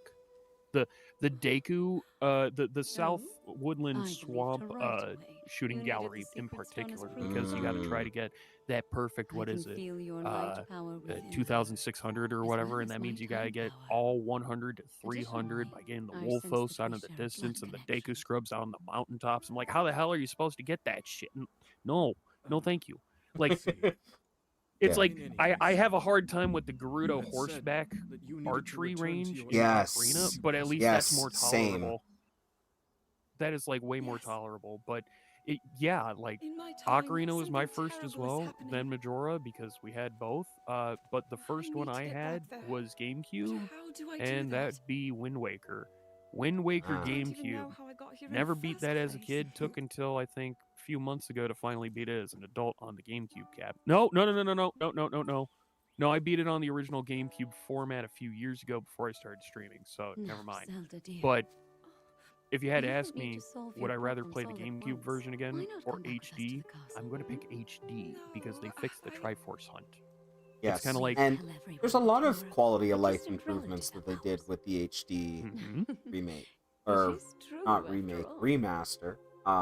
Yeah, for the Wii U. No, it's a fantastic game. I loved the Wind Waker when it came out. I played it on the GameCube, and yeah, there are some things that were very tedious and challenging, and I mean that's fair. That games are meant to have a little bit of a challenge, but having the HD remaster when it came out, I not only had that nostalgia factor, but it was easier to play. Like I wasn't like banging my head trying to figure some of these things out. I was like, oh my god, that's so much easier than it used to be. And then the Swift Sail. Oh my god. Oh my god. Yes, please. Yes. Oh yes. I hate having to stop and then change the wind direction and then go that way and then stop. Hi Dan. Stop and then change the wind direction again and then go that way. It sucks. It sucks so hard. I love the Swift Sail so much. Oh my god. It's like my favorite game's Twilight Princess, right? I've 100%ed it on the GameCube and I've 100%ed it on the HD. Can you take a guess which one I've played more though? Because I don't have to get 100 Poe Souls. I only need 60. Yes. Oh my god. It's like it's like, yeah, the HD versions are very well put. The 3DS version of Ocarina, I love. I love that one so much. It's like, because you don't have to have inverted controls and you can actually change your settings and you can do this and this. I'm like, oh my god, I can actually have more options. And we could help to return Zelda back to yeah, no, I haven't had. I suspect it was the power I mean, of your other than a secret couple stone of that little allowed you to travel through time. gripes with Majora's Mask 3D, To put I it haven't simply, really had any secret issues with stones any of the amplify the remakes. power their owners possess. Like, they've been entertaining, I am able they've to been separate my spirit from they've my been body. like massive improvements in a lot of Rauru can repel or destroy evil with his issues power that of light. the previous ones had, And or Sonia, she just can in control general, time. like they were just as fun As to for play you, and I can sense also both fresh, light like and time powers. especially with Ocarina of Time 3D and Majora's Mask But 3D, your secret stone because seems to Exactly. it amplify wasn't your time just power. like an HD, touch up the way the Wind Gently, Waker and the Twilight secret Princess's stone only graphics amplifies are. your power. It's completely Doesn't built from suddenly the grant ground you up. mastery Like and control. with That's still up to you. it just That looked means amazing. you Like already know how to the get yourself home. the characters, the models, the textures, everything in the 3D There are stories remakes about of the secret Ocarina of stones Time and and Majora's a Mask forbidden act called just made my draconification. day. Like I To loved swallow playing the them. secret stone is to become an immortal it's like dragon. something One about blessed with being a eternal kid life. and playing those games, like not really knowing the Interesting. nitpicking about way the to inner reach the depths future, of what we though know not a about the very video quick game one. field. So Something you was think these just stories very could hint at a serene solution about to our that dilemma? mush green being Yes. blend together that we But call there is still grass, more and to those those tales. few trees that stand To next to each become other an in a wall immortal formation dragon that we call a is forest. Like to there was lose something like oneself. legitimately magical about That that. is why Yeah. And it is forbidden. it's like, man, I don't know how to I put it thought other than maybe that. this You could know, it's lead like to a solution. when you Some play way to transcend Twilight time. Princess, for instance, like But if you HD. have to I like to sacrifice your point out heart every and time I get to mind, Death Mountain, sacrifice what I look makes you you. behind me and I look I'm towards sorry. the entrance of the Death Mountain I Trail wish I above could the help more. Kakariko entrance, and the skybox texture they have Back where we seems started. to be a panorama or at least a mirrored There's still infinitely hope. upon I think itself the picture answer of the to this Grand problem Canyon. lies in studying Yes. and learning Yeah. more about And the I'm like, nature of your power. yo. I'm sure Sonia would be Um, happy to help you. This is actually pretty cool because I'm noticing that we have a Okay. majority of our Zelda group with us currently right now on DSP 5 Alive on this special edition of the Deku Scrub Playground. The members we have with us currently is myself, LH, Dan, Mrs. Oaf, Rev, and Zoe, aka the Dream Shrine. Again, I've sent the links to Zoe and Rev's channels. I'm going to go ahead and send one to Dan's channel real quick. I would like to do something if you guys are okay with it, but I want to bring it up as a question for y'all. And I will check the chat here in one moment once I post Dan's chat in Dan's channel in my chat.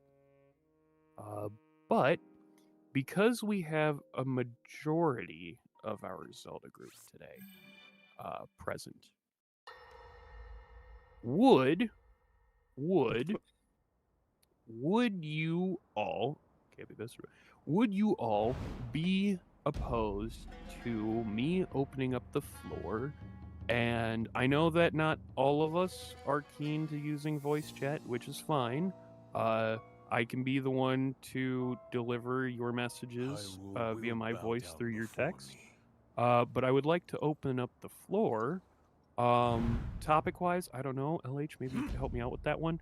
But I don't know, maybe like a group floor topic for this special occasion of the 40th anniversary. Yeah, like these guys, we've got you in the general voice channel there, so Oh, you yeah. have access to the chat, so you can post a question, or post something that you'd like us to talk about. If you're, like Oaf said, if you're not comfortable talking in voice, obviously, because I know Zoe and Dan both tend to be a little shy when it comes to being on voice, and that's fine.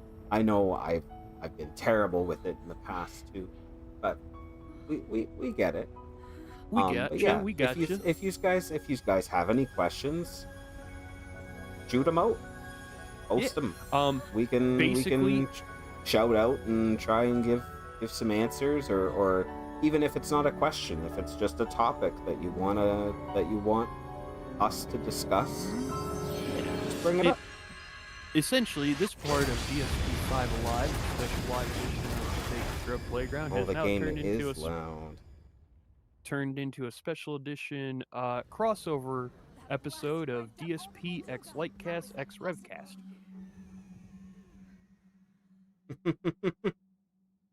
Haha! I got you now.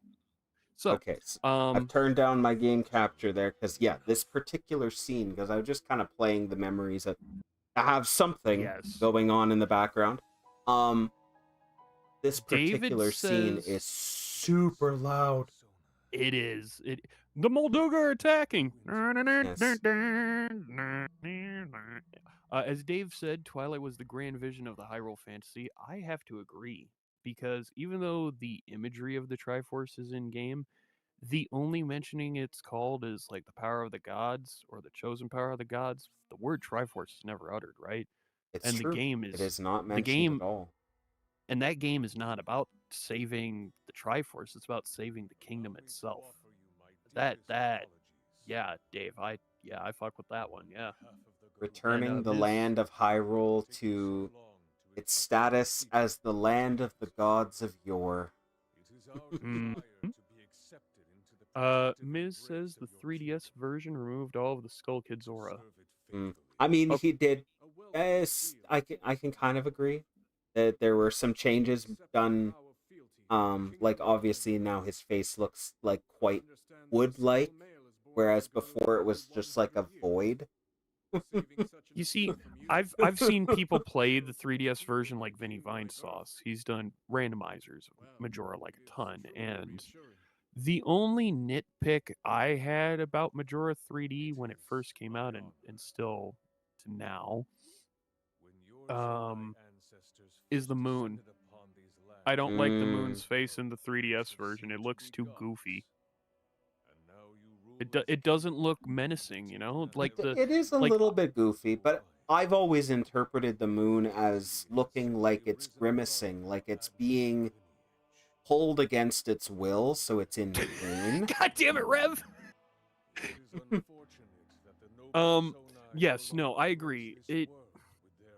To me, I feel like when it came to the face on the moon never had that face. I feel like that's the face that Majora put onto it.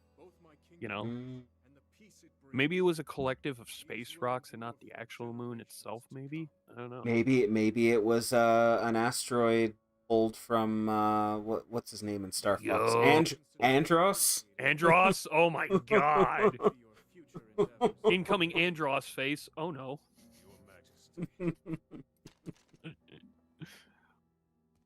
Let's see. Mrs. Oaf is in your chat. Hello, dear. Hello. Zoe says, I have some ideas that are bad ones. The level of bad ones. Zoe, you don't have bad ideas. I'm sorry, but you don't. Let's see. Wait. Let her cook. Let her cook. But she doesn't have bad ideas. Like, Zoe has nothing but good ideas, at least from what I've seen. From Zoe, I have some ideas that are bad ones. The level of understanding and chemistry required to make Okay, I see what you mean now. To make Hateno cheese, yeah. Why no one has a bathroom in Hyrule? Okay, wait. Do you mean just modern day Hyrule? Because I have seen a couple of outhouses. I'm not gonna lie, I have seen outhouses in Breath of the Wild: Tears of the Kingdom. They are okay. so. I gotta try and find one now. Okay. They are so niche, but if I remember right, is there one in Hateno? I think so.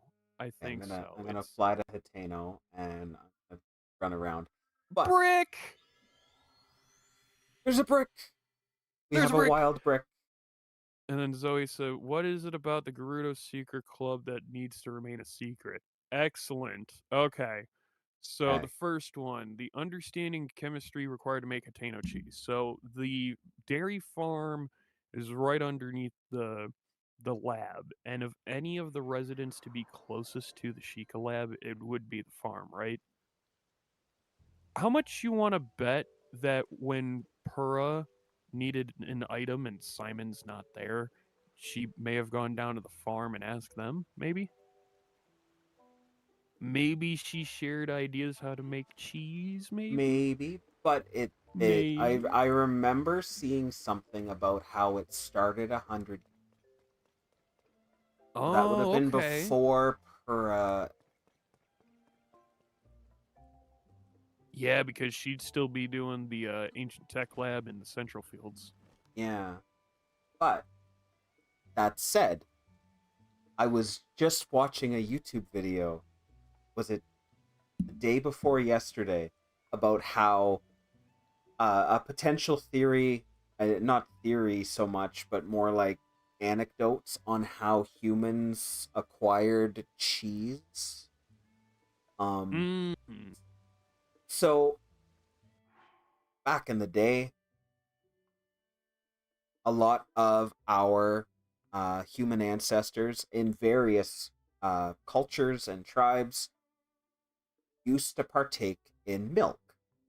We all love milk. Even to this day, a lot of people love milk. I had chocolate milk last night. Even if you're lactose intolerant, you seem to really, people seem to really enjoy drinking milk. But how do you carry your milk if you're traveling? Okay. So Oh there are various yeah. containers and there are various things now, but way back when, like over 1,000 years ago, 3,000 years ago, even up upwards of 5 to 9,000 years ago, a lot of more primitive cultures used things like animal stomachs Mm-hmm. as a carrying pouch. They do the same thing even in The Legend of Zelda. The bomb bags in Ocarina of Time are Dodongo Yep. stomachs. The Yep. stomachs are pouch, right? They're pouch like, and a lot of different cultures around the world, both real and fictional, have used them. Stomachs have enzymes. Stomachs have bacteria. Stomachs have acids and chemistry going on. Even if you've cleaned it out, there are still things that you cannot get rid of. Then you have your milk being stored in these pouches, these stomachs, and the enzymes start to act on them. And you also have heat and temperature changes, and because you're traveling with it, right? You didn't have refrigeration, you didn't have all of our modern amenities. So you start your journey with a bag of milk. You end your journey with a bag of cheese. Oh god, And yeah. so for the first while, people probably just chucked it. But if you've done a lot of work to get that milk, it's not like you had massive farms or industrial farming or whatnot. Like the family had so many cows, or the village only had so many cows or goats, and then you're drinking the milk. It's a precious commodity. So people ate it, and it turned out that it tasted pretty all right. So people started making it often. So the natural chemistry of making cheese came about through happenstance, and then as time went on, different tools and techniques were developed. We started to learn more and diverge quite a bit. Now you have things like blue cheese. We use different molds Ugh. to Oh no. make those. Oh, And yes, there's I personally hate blue cheese. hate it. Just I the hate idea blue of cheese. it. I hate cottage cheese. But Oh. there are so many different kinds of cheese, and there's so many different ways to make them. There's different yeasts, different enzymes. Rennet, as Zoe had brought up, natural rennet, especially if it's a sheep stomach. Mm-hmm. There are various things that go into making cheese, and a lot of them come from nature and came about through happenstance. And then as time has gone on, and our understanding and our curiosity, as a species, as different cultures, we've learned more about it and are able to reproduce it more effectively and more often. And now you have whole cultures that make their own brands or their own styles of cheese, and you can go out and buy them. Like you can get a Gouda, or you can get a pro like there's Asiago, Sounds pretty provolone. Gouda to me. There's all these different cheeses, and they're all specific to different regions and different places that make them, and it's super cool. And I think they must have done something similar with Hateno. They must have, maybe they stored the milk somewhere, and it happened to have like a yeast or something that got into it, and then it hardened, or it solidified, and they were like, oh, what is this? And then they went from there. But it happened 100 years ago. Uh-huh. The fella who had done it wrote down the recipe, but the recipe was lost. So then his descendants, who didn't know how to make it, didn't make it. So then for 100 years following the calamity, nobody had cheese. Nobody had even the idea of cheese, because it had only just been discovered by this Mhm. man prior. And then in Tears of the Kingdom, you're able to find this recipe written on a little note, floating out in the lake. And now we have Hateno cheese, and Hateno cheese is great. You can make pizza with it. You can eat it with various dishes. It seems to be something similar to mozzarella. So yeah, no, it's super fun. It's super cool. Oh yeah. What's the second one was the bathrooms. Okay, so So bathrooms. I'm also in Hateno, and I sadly need to confirm that I was mistaken. I guess I was was it a different outbuilding, like a shed or well, something? yeah. So I went to each of the houses as you were speaking, just to make sure that I can get this, and I am sadly mistaken. Zoe is correct. There are no there are none. There are no fucking bathrooms. Like, I think I was getting them mixed up with the sheds. Ah, For real. That is my bad, and I apologize for that. Because in Breath of the Wild, I remember them not being like as open or as expanded upon as they are in Tears of the Kingdom, you know? I think it was in Breath of the Wild, you couldn't even go inside of them, right? it's true. So And I know think I that's just where the walked mix-up's into coming one. from. Yeah, Yeah. that's fair. I had just walked into one like a minute ago, and I was like, "Oh, there's a space back here." So yeah, that So it's it happens. I could because I could have sworn I saw one here or at the old maid village, but I really think I'm wrong on that one. So I do apologize. Though you're correct. Why is there no bathroom in Hyrule currently? Um, I guess Zonai poop, but Hylians don't.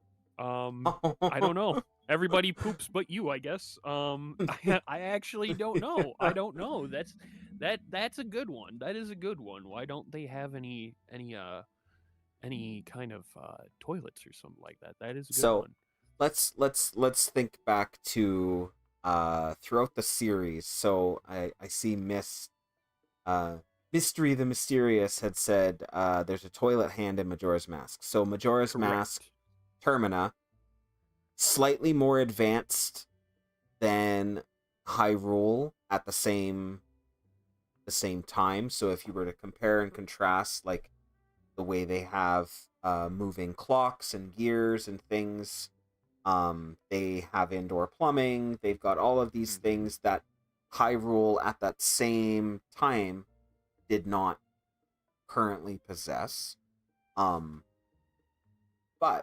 we do also have the toilet hand in one of the Oracle of Age, the Oracle games. I believe it was Oracle of Age, maybe Season. I forgot about that. Yeah. But there is one in the Oracle games, which granted happens outside of Hyrule, still in the same world, but it is a different country. And there's a little outhouse with a hole, and you can drop I think it's a pot or a rock, and then the hand comes out and they talk to you, they interact with you, similar to what happens in Majora's Mask. But of course, the best one, and I believe it was Rev. Yes, I'm looking at the chat. It's Rev. Fione is the ghost hand that we meet in Skyward Sword. Yes. That has a proper, porcelain throne toilet. And yeah, the people of Skyloft were more advanced than the Hylians who came after. They literally had electric lights, they had indoor plumbing, they had heating, they had all of these different technologies and things that seem more modern, like what we would consider, just the amenities of everyday life. They seem to have them. They weren't necessarily exactly the same as what we have. Some of them are very similar. But they had these quote-unquote modern amenities, which goes to show that the people who lived in the sky were technologically advanced much more than what we've seen in Hyrule throughout most of its history. Oh yeah. So, as for the question, where are the toilets or where do they go to the bathroom? Probably what they did with the medieval period on Earth in Yeah. Europe. Bedpan, a Chamber pot, chamber pot, and you just toss it like that. I mean, Hyrule is Yeah. well known. Hyrule is well known for its pottery. Oh God. And I'm a pothead. God, I love it. I love it. I do want to get to that third one Zoe asked though. Yes, What is it? the secret club. Yes. So what is it about the secret club that needs to remain so secret? And Zoe, you are on the nose with that. If I could take a guess, the Gerudo Secret Club is quite literally, as the name puts it, Gerudo. So it's in Gerudo Town, and no men can go there. You know. So what if it's a secret club, as in like only Gerudo can know about it, like easily. Like Gerudo can go in there and know about the password on a pop fly, all that. But let's also say it's not everyday Gerudo, but high ranking Gerudo. So like anybody who's like a noble Gerudo, military member, or part of the chief direct, line or something like that. It's like Bellaria and Riju and stuff like that. If you are by chance a Vi that comes from outside of Gerudo Town, you can come in. You're a Vi. You can. But you won't be able to know about that code unless you find out somehow. Maybe it's to keep it secret because the wares are so rare and they don't want to run out so easily or so. I don't know. That is a good question. So I do want to know more about that. I have a theory. Oh? Yes. So, what kind of wares do we find in the Gerudo Secret Club? They are clothing. They're clothes, but they're clothes designed for the males, the Vo. Mm-hmm. So, I wager that the technique Link uses to get into town he's not the only person who's been doing that. That I it's saw what you put, Ms. That it's something that's been going on for quite some time. So they're, a particular clientele who are able to get into town, and they cater to that. But also, where are the Gerudo males? There should still be one born every 100 years. Just because they're not seen, or they've been excluded, or what have you, I don't think that they're just killed or that they haven't been born.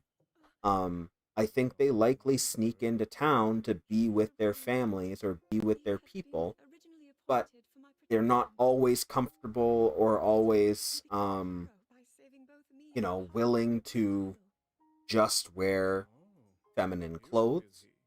And so oh my God, I know where you're going with this. So the Gerudo Secret Club gives them an option to get some different clothing that's more suited for their build, for their physiques.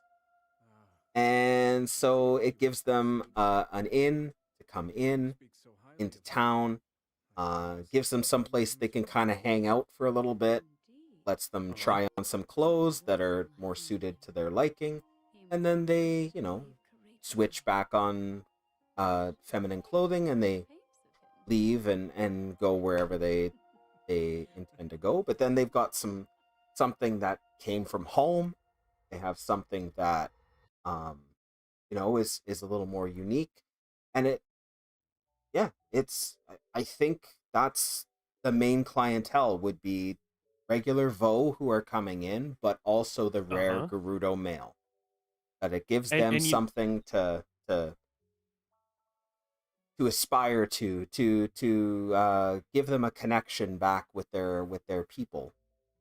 and You you know? know, I think something immediately came to mind for me, and I don't know if you noticed, but that might explain the one dude in Kara Kara Bazaar. Villia?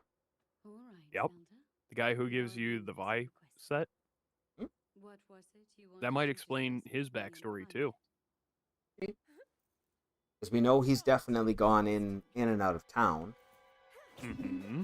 Or they. I'm gonna say they have gone in. Because I don't... Obviously, they have masculine features, but they Yeah, dress yeah. feminine. That's And my we bad. don't know how they identify. Yeah, that's true. That's my bad. But regardless, I'm gonna say they. Villia is an interesting character, and yeah, they do teach Link that technique because they give Link the Gerudo Vi outfit, and they give him that sort of edge that he can then use to get into town to investigate the divine beast phenomena and everything that's going on, because how are you supposed to get in if they don't let boys in? They don't let the Vo in. So you have Right. to dress the part. You have to play the part. And that was the way to do it. Let me see here, because I'm trying to catch up with your chat, my chat, and our group chat. Vivian is localized poorly. Oh my God, Vivian! You know what? When you say that, Zoe, when you say Villia is named Vivian, the immediate first thing that comes to mind is Paper Mario Thousand Year Door. It's true. Because Vivian is also, I believe, trans in that game. I distinctly recall that as well, yes. Yeah. Okay. Okay. You know what? Spot on, Zoe. Spot on. See, this is what I love about our group, because will someone will come up with something really good, someone else will have something else to support that, and someone else will have a missing piece to support the missing piece to support the greater on thing together as a whole. I love this. I fucking love this. I love you guys. Looking at Vivian's dialogue, she is so well-meaning and honestly very adorbs and complimentary. Yes, yes, exactly. If that's the case, especially if their name is Vivian and not Villia, because localization tends to be pretty shoddy at times. And knowing that with Paper Mario, I will correct my statement. I would say Villia is she. There you go. She There we go. is the one who is helping. Oh, and Zoe has Yep, supplied. and there it is. Yeah. I don't know Kana, sadly. I So I can read it though, and yeah, that's Vivian. That's awesome. very nice. I love this. I learned something new. Me too. That's hells yeah. Alrighty, let me open up the floor then, because Zoe gave us some pretty good ones right there. Yeah, that's awesome. Thank you, Zoe. Thank you, Zoe. I know Brick posted something here related to the topic. see. A quote. If I from... may, because Ms. said this earlier, I saw it before Ms. deleted it, but I found it really funny. So Ms. said, "Oh my goodness, if there's no toilets in Hyrule, do Hylians poop out rupees?" Oh my god. And I'm on the YouTube chat here, and I see David Villa. No way to see the chat you guys are reacting to Okay. So I So don't have my. It's our Discord. I don't have yes, it shared. Um. and it's mainly because a few of our members in this circle aren't very comfortable being on VC right now, so we are reading out what they do put in. We're the voice for them Yeah. for the time being. For the So time being, we yeah. it's not a public chat. Sadly, I must say that now to everyone who's in the both YouTube and Twitch. I am sorry, but it is not my place to invite anyone to the chat either. But that's why we haven't been able to show you guys anything, because it is us trying to read off what our other family members in our Zelda group are putting. So I do apologize for that. But All good. what did Rick Rick back? posted a quote from Yes, so Here's the it's Kingdom on. Masterworks. We are streaming on both Twitch and YouTube right now, Zoe. The quote from Masterworks that Rick posted. As for male children other than Ganondorf, I'm gonna just turn my game down here a little bit because I feel like it's super loud again. Transformation. God damn it, Rev. As for the male children other than Ganondorf, no credible records remain. It is thought that after Ganondorf, the existence of male Gerudo came to be regarded as something dangerous, and that they may no longer have ascended to the throne, but it's unclear whether they were even born at all. Did they cease to be born, or were they treated as though they did not exist? Given the nature of the Gerudo people, the truth remains unknown. So Rick also added their interpretation, his interpretation, saying this doesn't say that there might be other male Gerudo, but assuming they didn't just kill them, perhaps the secret club exists so that the male Gerudo can survive the desert outside of town, which is a humbling thought. Thank you, Rick. And Dan reposted learn the kana. something I said to Brick, or sorry, not Brick. I said to Oaf a while back. Yeah. It's because I had the opportunity to take Japanese class in high school, and I sadly didn't take it. And I could probably, really easily learn it. I just haven't been able to do it yet. But that will definitely change in time, because I'm so tired of seeing something and being like, okay, how do I read this?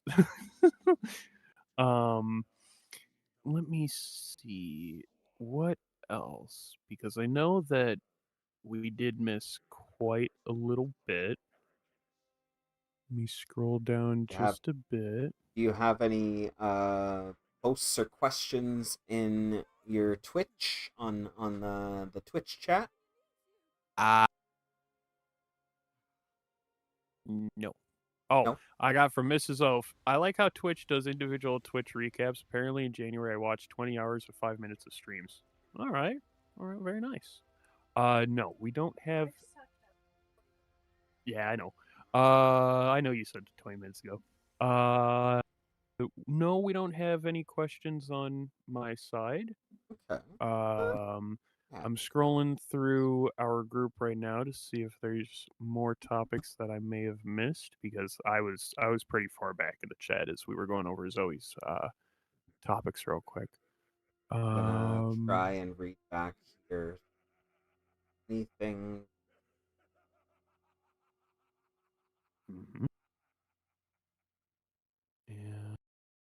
And here, okay, I am caught up and checking on. All right. Okay, so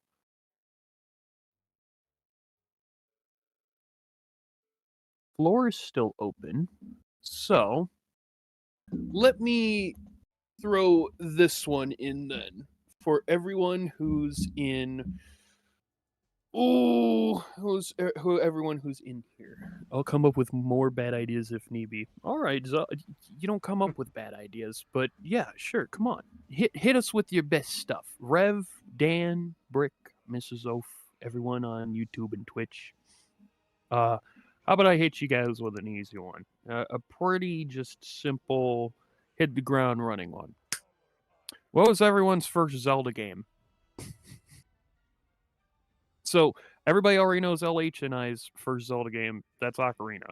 That's kind of already a given right there. So what is everybody else's first Zelda game? Dan the Man says Breath of the Wild. Mrs. Oaf says Ocarina of Time 3D. 3D. Very nice. Ocarina of Winds. Ocarina of Winds. A Link to the Past for Brick. That's pretty solid. The Hyrule Fantasy, The Legend of Zelda, the very first one for The Zelda. OG, the one that turns 40 today. Nice. Dave says the original Ocarina, like you and me. Very nice. Very good. Very good. The 1998. Yeah. Yep. Yeah. Oh God. Yeah. So the original one with the OG Fire Temple and Gerudo symbol. Yeah. Version 1.0. Damn. Oh man. Rev says, "Allow me to explain." Rev, if you feel comfortable, you can definitely pop on the mic. I will say this to anybody who is in our chat: if you are comfortable with being on mic, go ahead and do so. But there is no pressure. Hey, howdy ho, folks.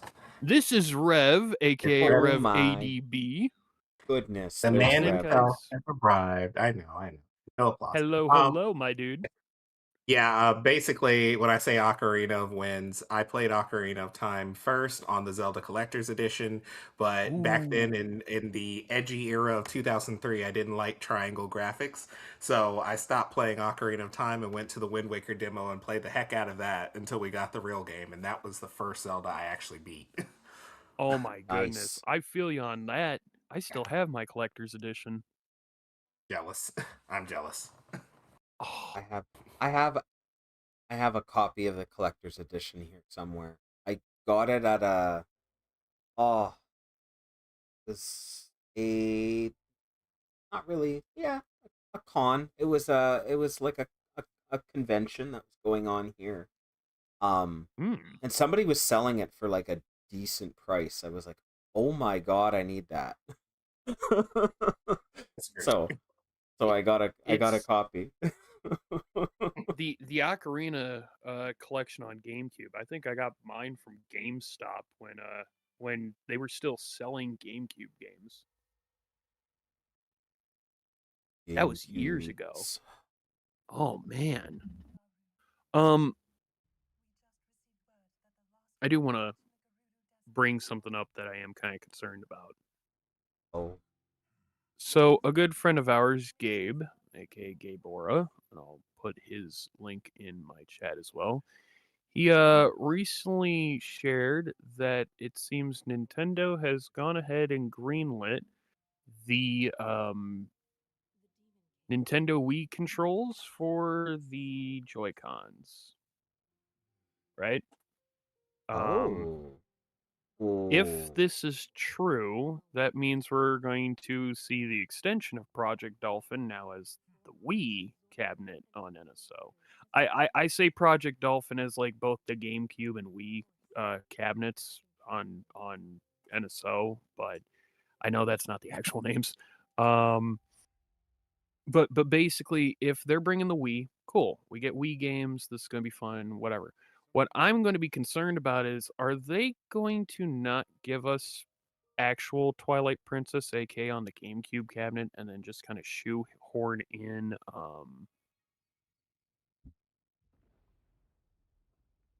and on the Wii? because I had all 3 versions. I had the GameCube version, I had the Wii version, and I had the The Wii U version. GameCube is the original intended version. Yes. The Wii Yes. version has some. I've played both, and there are some things that I was like, "Oh, okay, well, this is kind of cool." But the fact that everything is mirrored, including the writing, Oh, like, Rev and Dan have said that page has been removed as well. oh, The page where it talks about the Wii controls for the Switch, that apparently got taken down. oh, so maybe it was posted Oh. before it was ready. Yeah, which But Ganon yeah, fan no, says, "Hey everyone, happy hey, 40th." but you know what? Maybe the Wii Virtual Console comes out and they release Twilight Princess on On both. both. Yeah, that I feel like might make sense. That honestly makes a lot of sense. Holy crap, yeah, that could. It came And you out know on what? both, so like, why not release it on both? I can only imagine Thousand Year Door is going to be on the GameCube cabinet, which means Super Paper Mario will be on the Wii cabinet, which means I get to play Super Paper Mario again after so fucking long, and I'm going to cry. It's don't like think Super Paper I Super have Paper not played Mario. Super Paper Mario. I've played Paper Mario and I've played Thousand Year Door. Not all the way Okay, through because I didn't have a copy. Like I was borrowing one for a little so while. But uh, I haven't s- played s- Super. so Super Paper Mario, I like to say that is the last good Paper Mario. Now, I understand people like Origami King, Color Splash, Paper Jam, Sticker Star, like those. I get it. I understand. I'm not hating on you. I just don't like those games.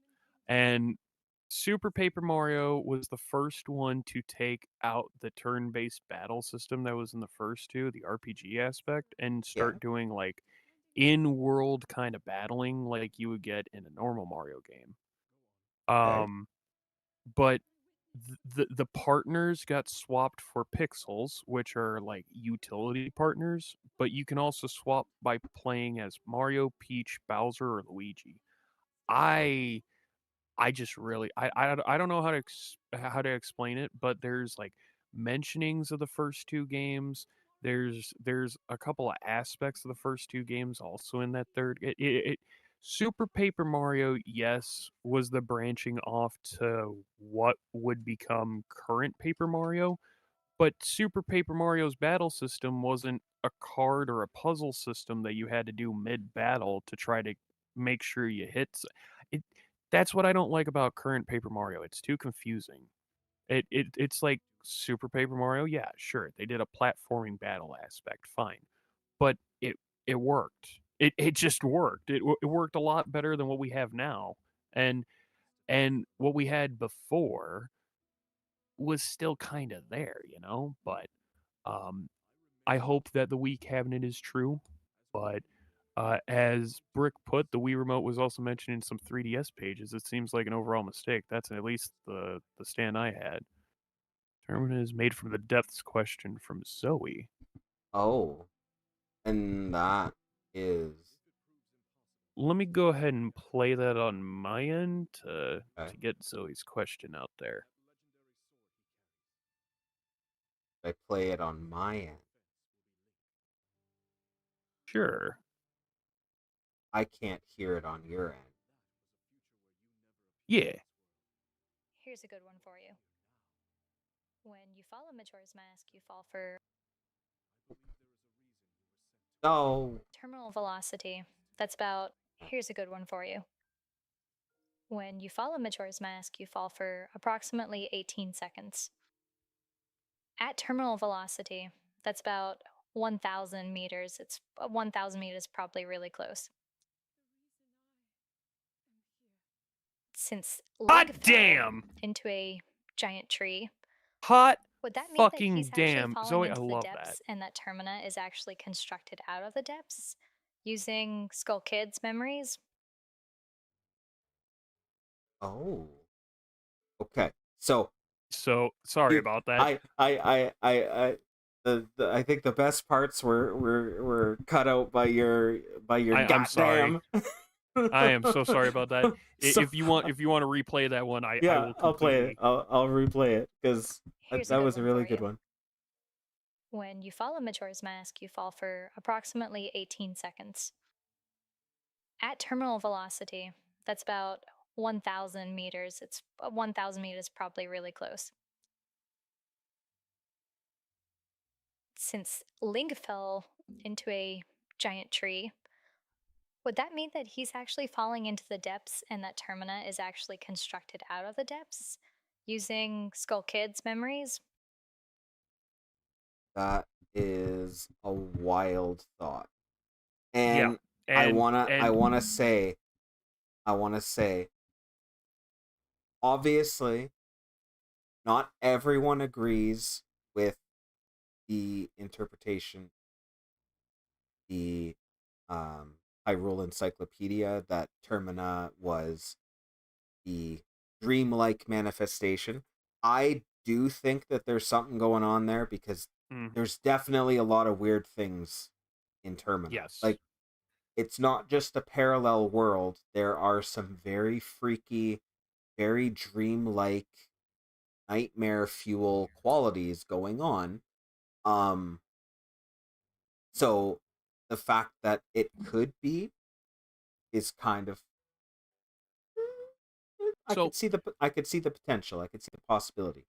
But on top of that, places like the Golden Land, the Sacred Realm, have changed. They can change and transform when people get there and influence it. So if you have control of the Triforce, it affects the rest of that reality. The Triforce is just a massive sum of power, right? So if you have something that's powerful enough, you could probably alter the physical space of a realm or a dimension. And since there is a very weird relationship between the depths and the surface, the depths seem to mirror the surface or vice versa. There could be yes, something going on there for sure. That's wow. I agree with both of you, with both Zoe and ULH, and I'll give it to you like this. This topic, Zoe, this question in particular, came up on stream. I think it was this week when we went to the depths. We were talking about, and I think I brought this up to you as well, LH. It may have been the day that you popped into stream. Sounds familiar, but maybe. And did Calamo and the ancient Koroks possibly come from underground? But you're like, no. Calamo says he comes from Korok Forest above. I'm like, okay. And there was something that I said about like the roots and that one depths area underneath the Great Deku Tree and how that could have been a tree before him, maybe. Like a trunk within a trunk kind of thing, like an old tree at the basis of an old of the current tree. And with The how fact that you just say that, sorry, I don't mean to interrupt, but the fact that you say that, that's basically Forest Haven. Yep. In the Wind Exactly. Waker. That is exactly right. You have the Sprout who becomes the GDT of wind. He's growing within basically the old GDT of time. And what's nuts about this, and what I love that Zoe points out about this with Termina and the reflectiveness of Hyrule and correspondence of the depths, and what with you putting of the whole same topic, and with the dream world aspect, I agree with all of this. Because I know I've talked with you guys about how the dream world could be like this whole thing that we see with Majora and Link's Awakening and Phantom Hourglass, which conveniently enough, 3 dreamlike instances around, the 3 different splits and all that. But lately, and I know I've talked to you about this, LH, and I know I talked to you about this, Dan. Pokemon ZA's DLC does that whole concept where they go to the dream world. The dream world is a real thing because the collective manifestation of everyone's subconscious, Pokemon and people, are then put into this dream world where it's basically like, am I talking to the same person but somewhere else? And you are, because you're talking to their consciousness, all collective together. Which means if you pull a Pokemon from this dream world into the real world, it becomes an actual Pokemon. But the same can be true as the counteract. So if you get lost in the dream world, you now fade from existence being nothing but a memory. In a similar aspect with Termina, the neighboring sea, and even Colent, and with the depths, I'm seeing this, dude. Like, I really don't know how to put it into words other than like, play Pokemon ZA's DLC or find out more about it, because like it's exactly how Zoe's putting, because like how you were putting, LH, like there's some kind of mirror or collective thing going on. Yeah, because it's really weird that most of the inhabitants in Termina, except for a small handful, almost reflect those inhabitants of Hyrule. And then there's like a small handful of people who are just unique to Termina itself. This is amazing. Yeah, that's I'm so like it's big brain time. Yeah. Yeah, Zoe has once again blown my brain away. I'm looking at my YouTube chat here. David Villa topic.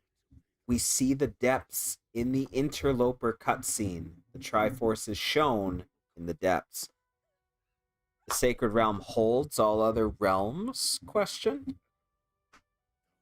Ooh.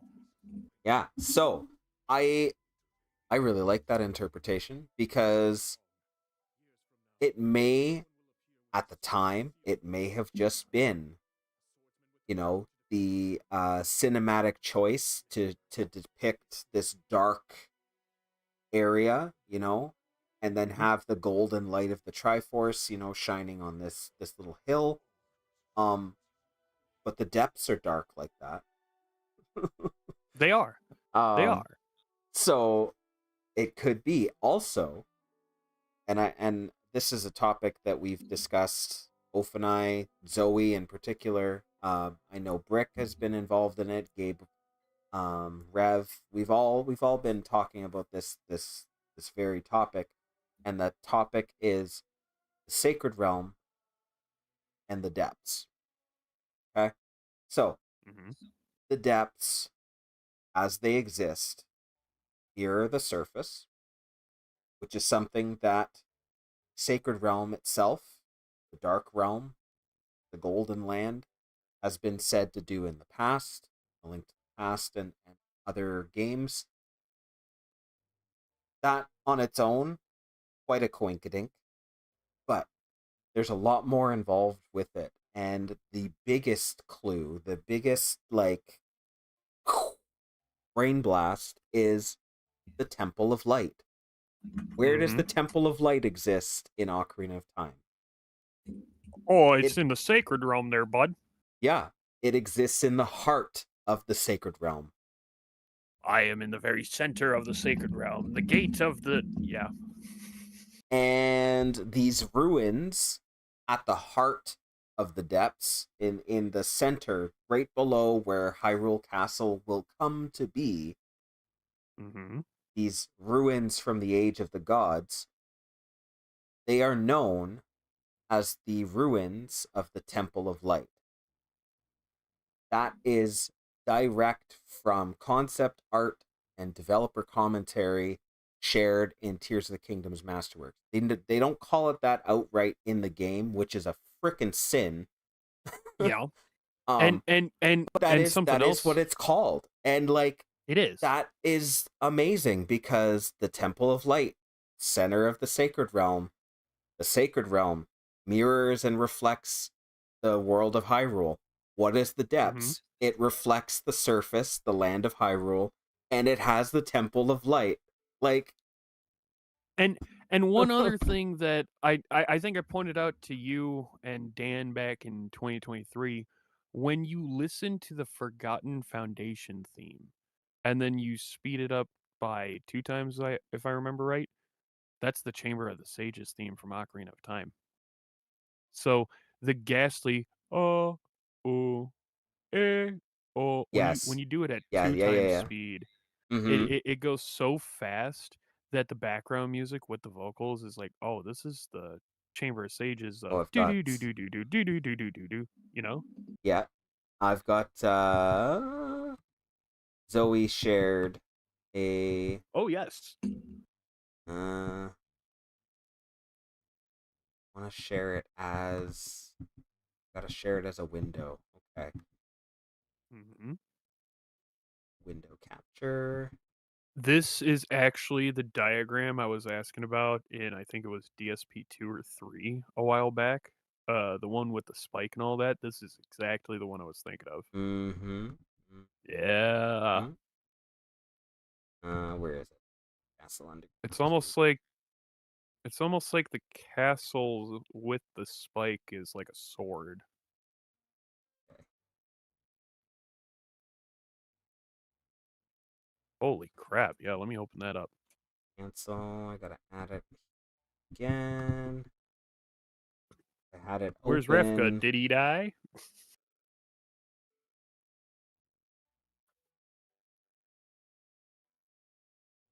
I'm on Castle Underground. Here we go. Mm-hmm. And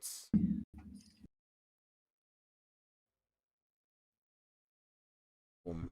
Okay. So here we have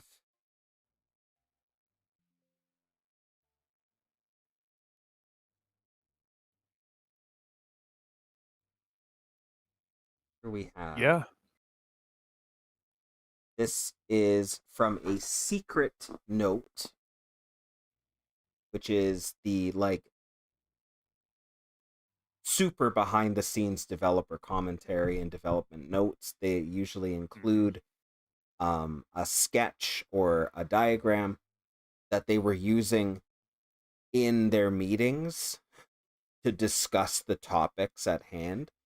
And this one here is a translation and a depiction of the Hyrule Castle underground structure. And as we can see here, there are a lot of different notes, a lot of things that are being clarified. But the best part, when you're getting down here into the middle, Mm-hmm.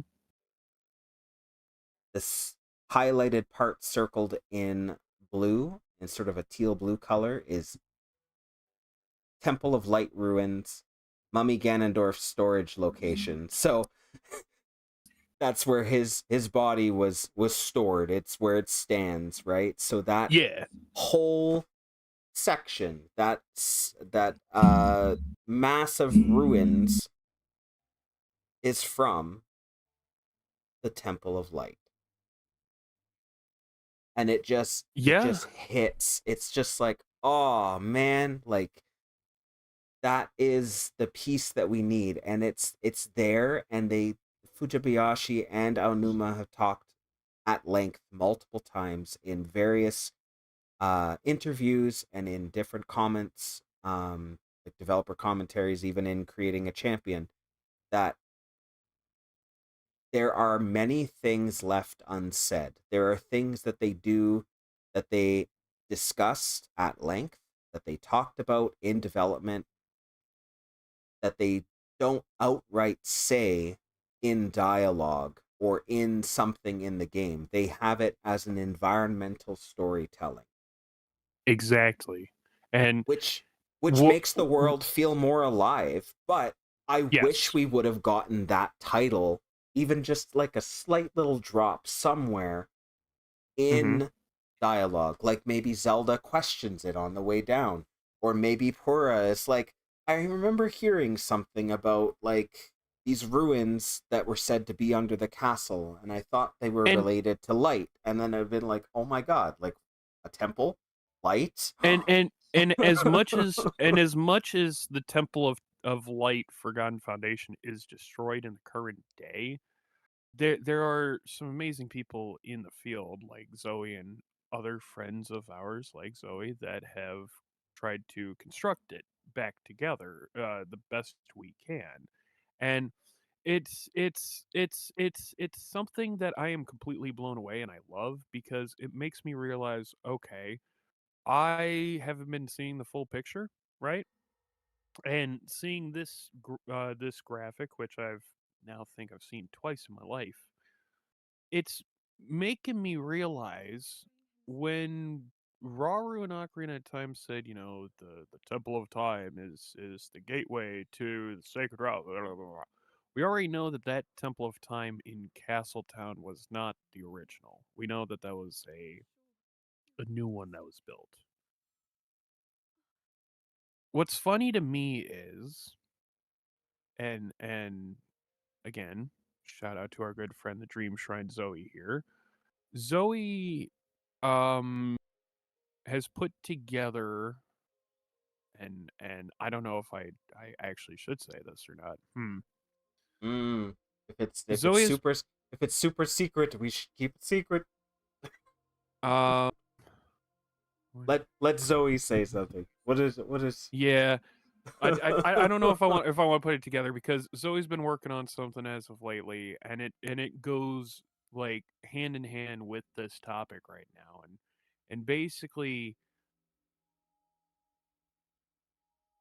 something that Raru said in Ocarina of Time might stand true because it wasn't. Oh God, how do I say this? Basically, our good friend here, Zoe the Dreamshine, has put something together.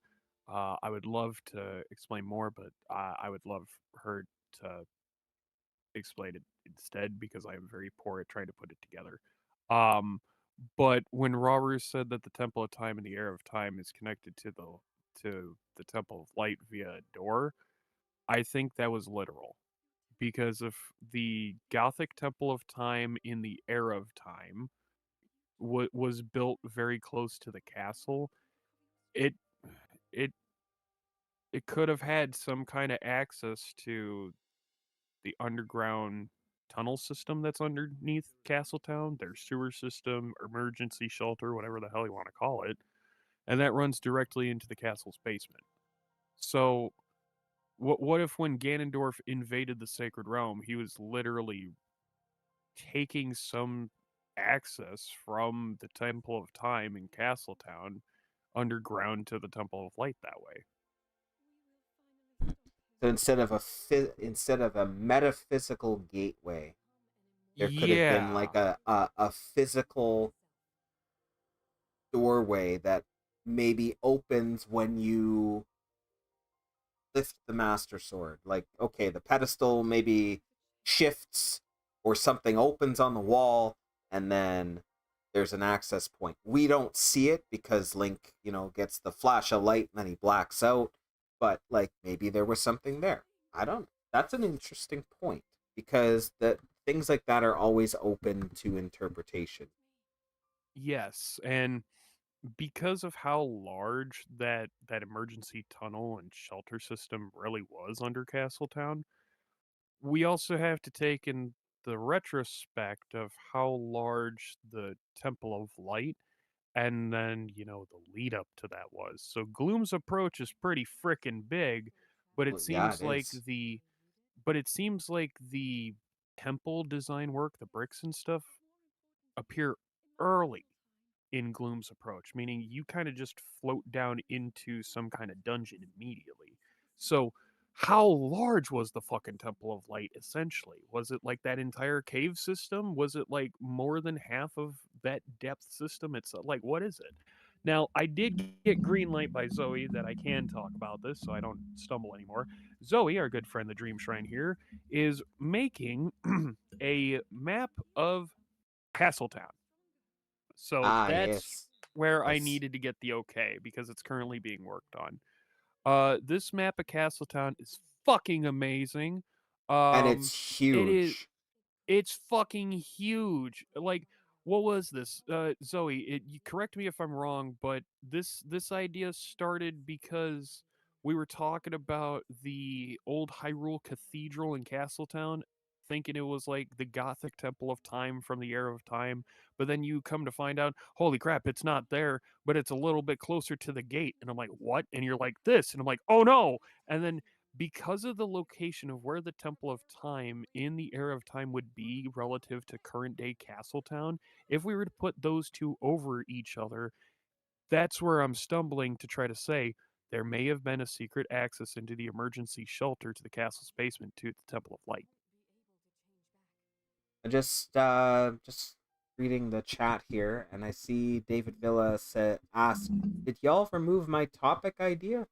No. No. We were chit-chatting about it. We also just included some of the what we should say related topics. So we were talking about the Sacred Realm, the Golden Land, the Depths being like pretty much an awesome shoe-in for it. Like the fact that it reflects the surface. I also see that you asked or said TOTK Depth's current state is the default state, a simple negative. It's yet to be shifted again. That I had not seen, and I like that. So it makes sense that something like a mirror world, a place that is able to shift and change, would have a default. It would have a baseline so that it can shift from there and change and grow, and then when it's not being immediately affected, it has something to go back to. I like that. I really like that. I do too. I do want to clear one thing though. For the longest of times until recently, I was in the field that I thought the Sacred Realm was shown in Tears of the Kingdom, but I didn't think it was the Depths. I personally believed that when you pull the Master Sword in Tears of the Kingdom, and it's very unique, I will say this. In Tears of the Kingdom, when you pull the Master Sword off of your girlfriend's skull, imagine with me for a moment, and there's a couple of people on YouTube who have captured this. You could be in a very snowy area, you could be in a rainy area, it could be like cloudy, whatever have you. Imagine that there's an adverse weather effect happening. You pull the Master Sword, Zelda takes you above the cloud barrier to this golden horizon. Nothing but golden clouds, golden skies, and a golden light right off to the side of the right screen that you can't see.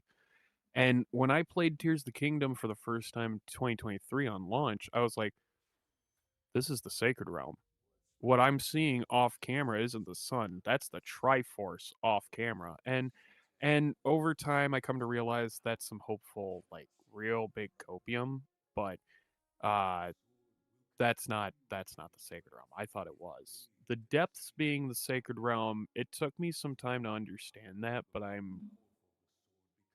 am getting to believing that more and more as I go through this third run of Tears of the Kingdom, honestly. And I originally thought, the Depths were this giant underground like Skyrim's Blackreach, the giant underground in that. Or it was similar to Oracle Seasons Underground, Subrosia. But then it's making me think, well, if the Sacred Realm is underground in Hyrule, and this is like the Sacred Realm, what would Subrosia be for Holodrum? You know? Like, would Subrosia be their own Sacred Realm, or is that the Sacred Realm, but now in Holodrum? Like, is the It's the Sacred Realm Holodrum. global? It's the that's an interesting point. But then you have the whole thing of the and I love how I made this fucking short. The Pyresians, that I can now say it, unlike 2 years ago where I'm like pirate, Piratian, pirate. That's the American fucking education system failing me. Holy shit. Pirations.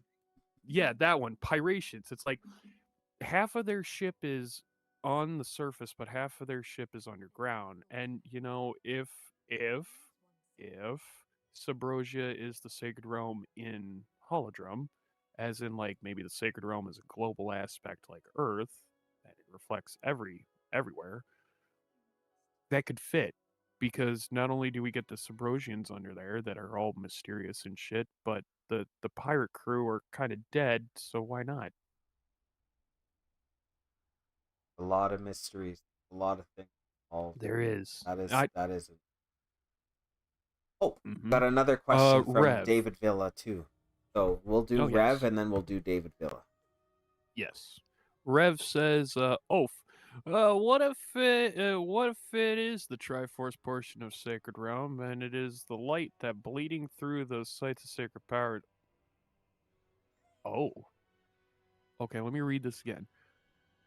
What if it is the Triforce portion of Sacred Realm, and it is the light that's bleeding through those sites of sacred powers from there? The sites of sacred power are all throughout the depths, right? That's where we go. That's where we go in Age of Imprisonment. There are various sites. Minoru says that they're like innumerable. They're right all over the place, all over the depths.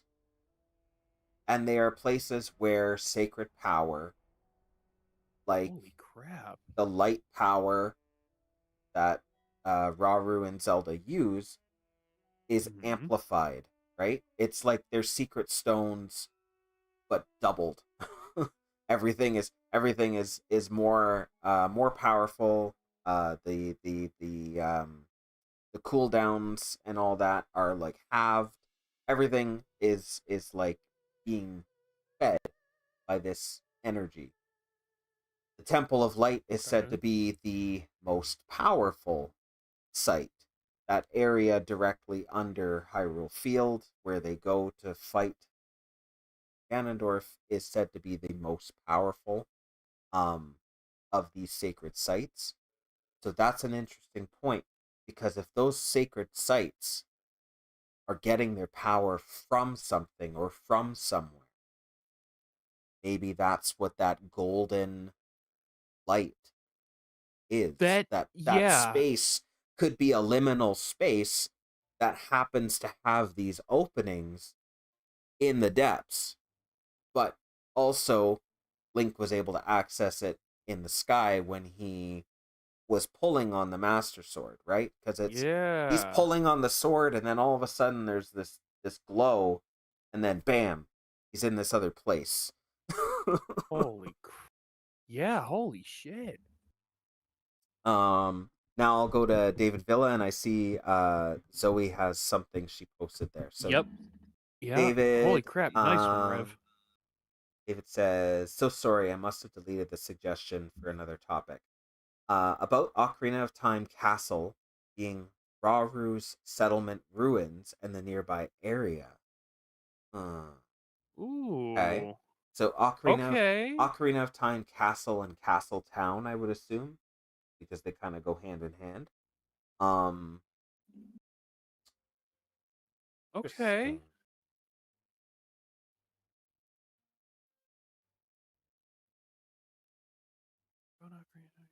So what would you think? What would you say to that, Oaf? Well, with what Zoe has made and overlaying like the Ocarina Castle Town with current modern day Castle Town, I could see Rauru settlement ruins being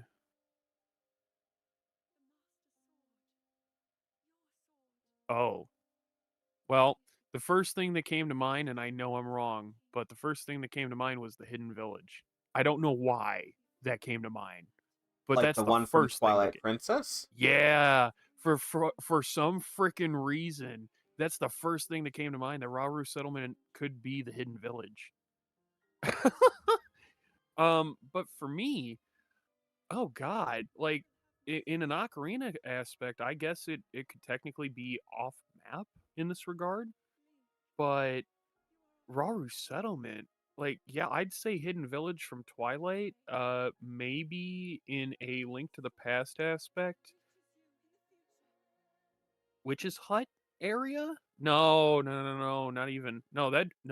Rauru Settlement would be where the what is it? The sanctuary, the church. Sanctuary, the church. Yeah, that's where the church is. North of the castle. Yeah. Yeah. Zoe actually posted something related. So it's her Castletown observation. So I'll play it on my end here. And I'll play it on my end. We'll go from there. So let me just pull this up here. Yep. And 3, 2, 1. 2, 1, go. So I discovered a couple of interesting things about this, actually. At a one-time scale for both Ocarina of Time and Tears of the Kingdom and Breath of the Wild's maps of Castletown, the Thelm area actually is scaled almost the same as the market from Ocarina of Time. And there's like a trough around the market area that looks very man-made, and it doesn't look like the other exposed rock and stuff that's there.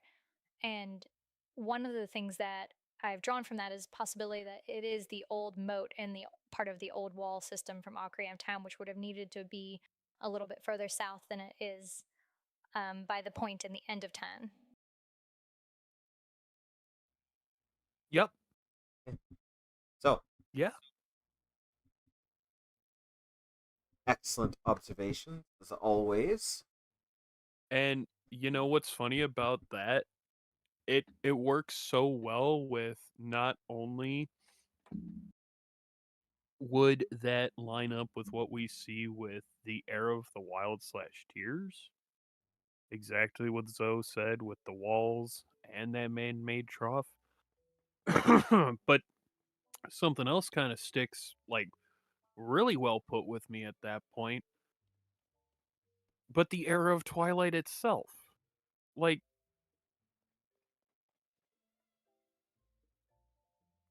to my knowledge, the capital shifted a bit north to where it originally was in the Era of Time, and they moved the capital just a little bit north, not too far. If that's true with Twilight, I mean, like, Zoe's nailing it on the head, and the visual she's provided is really just wow. Oh my god. Okay. Wow. Oh wow. I'm having a brain blast right now. Holy crap, Zoe.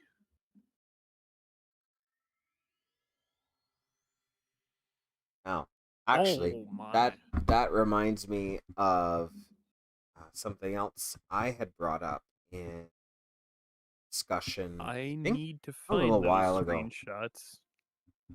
Zoe said I could share the screenshots, but I need to find them real quick. Please do continue, LH. I'm going to try to find these.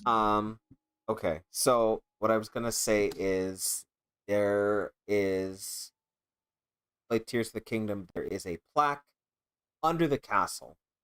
Okay? It talks about how the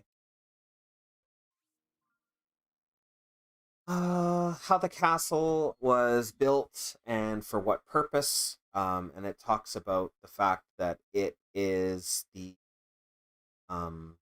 source of peace and prosperity for the Kingdom of Hyrule, because it is helping to contain the Demon King, sealed by their first mighty ruler.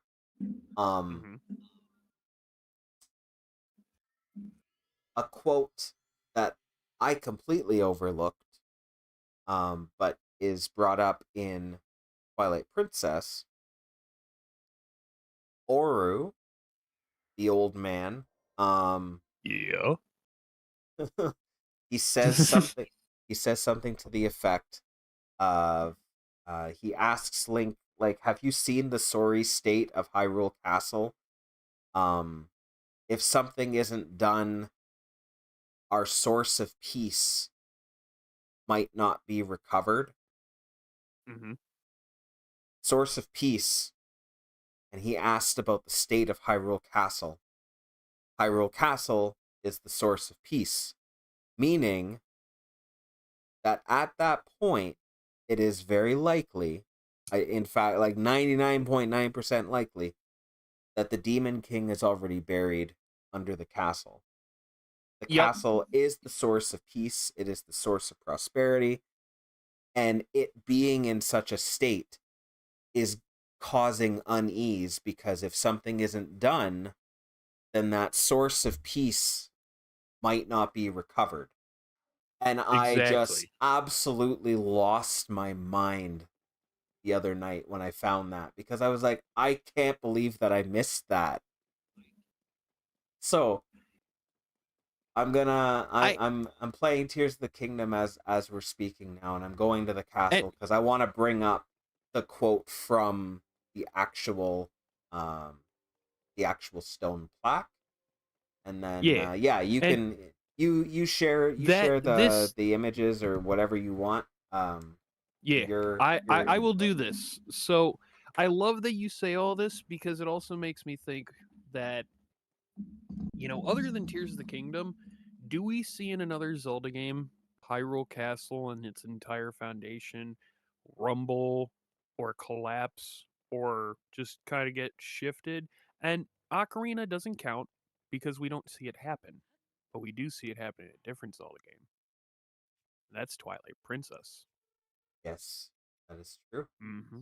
During the final battle against one of Ganondorf's perceivable boonshins, he literally crumbles the castle. It's true. I have Zoe's. We technically don't actually see it in Twilight Princess. Oh. Oh yeah. Oh yeah. Crap. We see a blast, and then there's dust, and then at the end of the game it's fine. Yeah, that's true.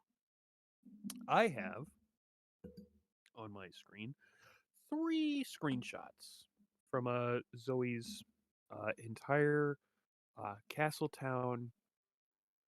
Can you share them with me too, so I could post them? Yes, So our they friends are on YouTube. They're in the chat here. They're in the chat with you, me, and Dan, and Zoe, and Rev, and Brick. Oh, wait. And I just shared the third one that I put up. So, Zoe, I know that you're not able to do mic today, and that's fine. Would you mind helping me though, walk through this, because I have one. The 3 that we have in this shared chat are the 3 that I have on my side via up screen that LH will have up here in a moment. Yeah, gonna have it in a second. What I was talking about earlier, holy crap, is this first one that I have here is Castletown being rebuilt by Zoe. And overlaid right about here-ish is the Ocarina of Time Castletown, with the Temple of Time being right about here. That's why this whole thing happened, because I was thinking about this picture. And if the Temple of Time's here, that's very close to that entire underground system. Right here in particular in Castletown, and I'll open it up on my side, I do believe that just north of the Kyononis Shrine in Castletown, at that fork in the road, just to the left of it, and then Where you're talking. just above that fork in those trees probably would be where the Temple of Time of Air of Time would be, either that or where that fucking shrine is itself. And if and this is the center. Yeah, And yeah, and it's combat right about training, there. that's just too on the nose with that. So, with the emergency shelter underneath, if it spans directly underneath that shrine, then what Zoe has for us here that I have on the screen, and again, please go check out the Dream Shrine, This here would mean that when Rauru said in the Era of Time that the Temple of Time is connected to the Temple of Light, it's only that one in that era. Which means in Twilight Princess, that one could very well be the same one from Ocarina of Time, but neither one of them are the OG one that is now in the sky, and neither one of them is the one on the Great Plateau. Oh, Zoe says no. Oh, whoa. Oh no. Oh no. Where did I stumble? Oh no. Oh, Oh no. I got it mixed up. Unrelated. Oh, okay. unrelated. Accidental typo. Oh, I'm sorry. I'm sorry. What but what Zoe has shared is this. It is a rebuilt Hyrule town, Hyrule Castle town, that also spans to here from a different perspective, from a different view. And if I remember right, Zoe, you said this all revolved around the fountain that's in the middle of Castle Town that in is it. Ocarina of It's the Time. fountain. That fountain also reminds me of the fountain from Twilight, but it's not the same because the one in Twilight's way bigger. But that's what's nuts. And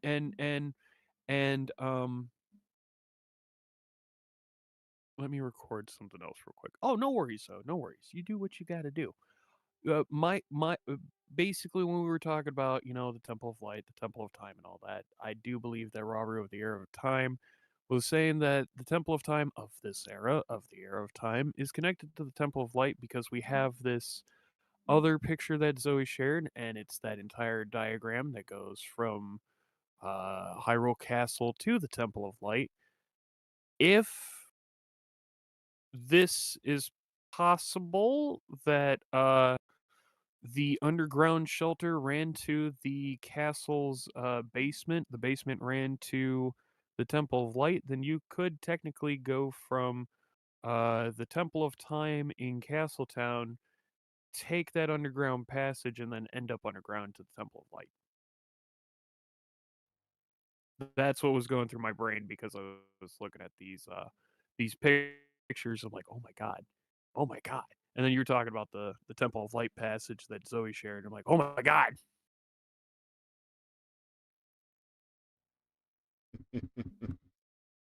Oh, that's a duplicate. I want a duplicate. Oh no. Trying to post on our YouTube side the Okay. maps, the models that Zoe Oh, posted gotcha. while we were Gotcha. chit chatting. I've got one up of kind of like the aerial overview of the town from like an isometric angle. Mm-hmm. I'm going to add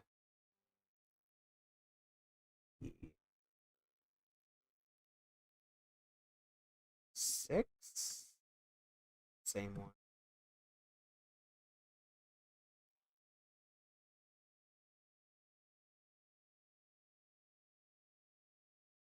Oh, it's screenshot. Its name is screenshot. Oh, gotcha. And add the other.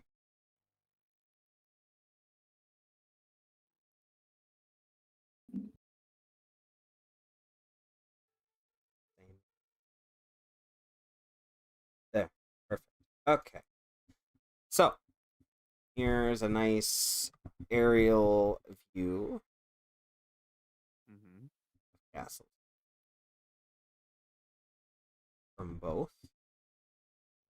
And window itself.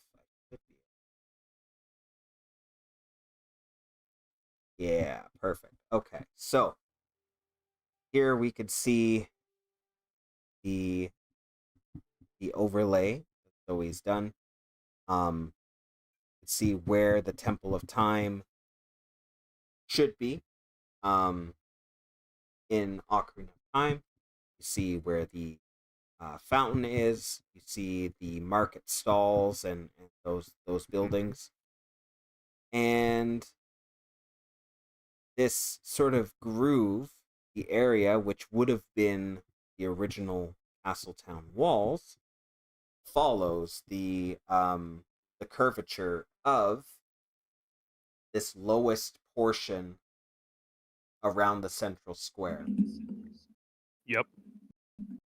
So looking at it from that perspective, it really seems like that is the same Castletown, and then they have expanded over Yep. the generations, Yep. right? You've gone outward past that original site, and now you've added new roads and added new you've added new buildings. Oh, no worries. And it all fits within that area quite well. Mm-hmm. The other is this is the fountain.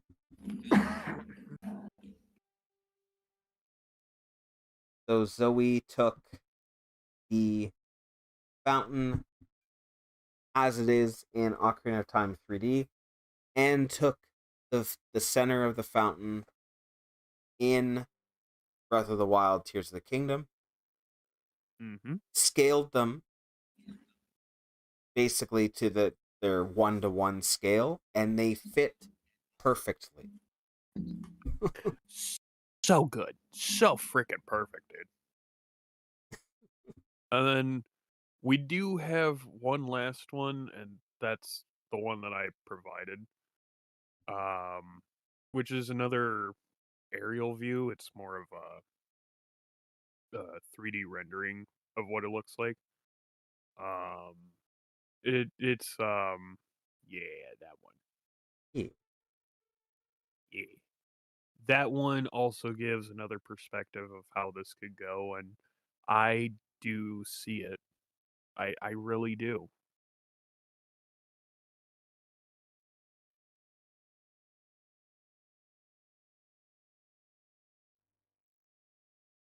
So it is fantastic, the work that Zoe's been doing. She's painstakingly rebuilding and remodeling Castletown based on the ruins that are there in the present day, and taking the models that we know should exist based on scenes, the little cut scenes that we've seen, say in the Champions Ballad and whatnot, that show the town, but also, as I understand it, bits and pieces because they've reused them for Age of Calamity. So she's been taking all of these different models, these textures, the ruins, and the outlines of these areas as they existed, and rebuilding it from scratch. And it's unreal. Oh yeah. Oh yeah. And speaking of our wonderful friend Zoe here, she has provided a new voice memo for us Yes, to check okay. out real quick. So it's 1 minute 11 seconds. We'll do a countdown again so we don't overlap each other. Yep. And before I so- do, no worries, Zoe. I stumble all the time, so I completely get you. Ain't no worries at all. Yeah, You're all good. good. All right. This should help clarify Hyrule Town and Castletown. 3, 2, 1, go. So one of the things that I discovered today while doing a site-to-site location name comparison using Japanese names to match is that in the Mensch cap, of course, below or south of the castle, you have Hyrule Town. And then you don't really see that terminology Hyrule Town being used again in any other game. And that's because it was localized differently in the past. In Ocarina of Time, Castletown is known two ways, as Castletown, but also as Hyrule Town. If you translate some of the dialogue when you first get to the market, someone says to you, actually, like, hey kid, welcome to Hyrule Town. There's lots of sights to see, or something to that effect. Which Melody is talking about, because you can't really see much of anything when you visit that place. overall. But anyway, at that point, Castletown and Hyrule Town start becoming synonymous in the games. And then in Echoes of Wisdom, it's actually using Castletown and Hyrule Castletown. And then in Era of the Wilds, it starts using Hyrule Castletown in Japanese, but it's only localized as Castletown. Where this is a giant contrast to Twilight Princess is that Twilight Princess never actually calls it Hyrule Town, Hyrule Castletown. It is just known as Castletown only in the Japanese. Yeah. Yeah. Yeah.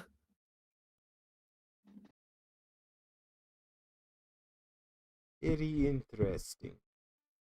I love this because I most commonly call Hyrule Castletown, Hyrule Town, Castletown. I always just bunch them together and call them Castletown. But Zoa's hit it on the head. It is up to the local translations, ultimately, right? And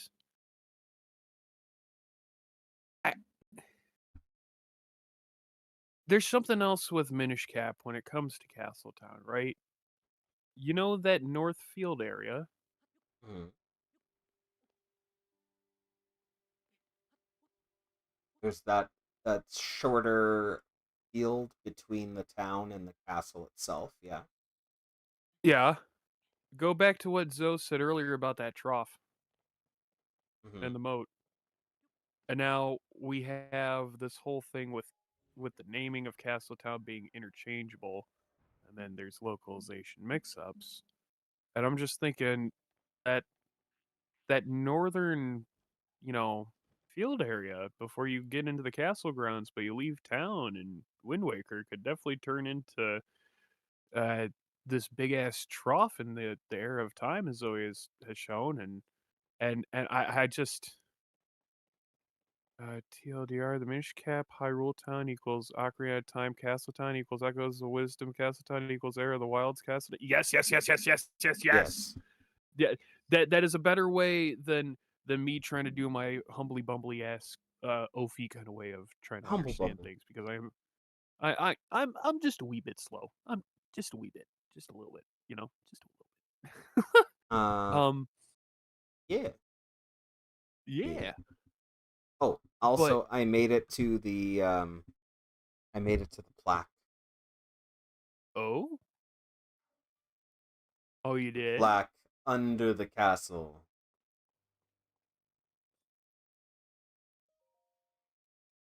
Deep Let's beneath hear this it, my dude. land, our mighty first ruler imprisoned the demon king. To ensure the king's magic would hold, we erected a castle here to protect this sacred site. Without the castle in place, the site may be disturbed, allowing the demon king's hatred and rage to be revived. The preservation of this castle is therefore tied to the prosperity of the kingdom. May it watch over an eternal peace. Mm. So, the source of peace, the castle is the source of peace and prosperity, and it is only such because it was built over the imprisoning chamber to protect that site. Mm-hmm.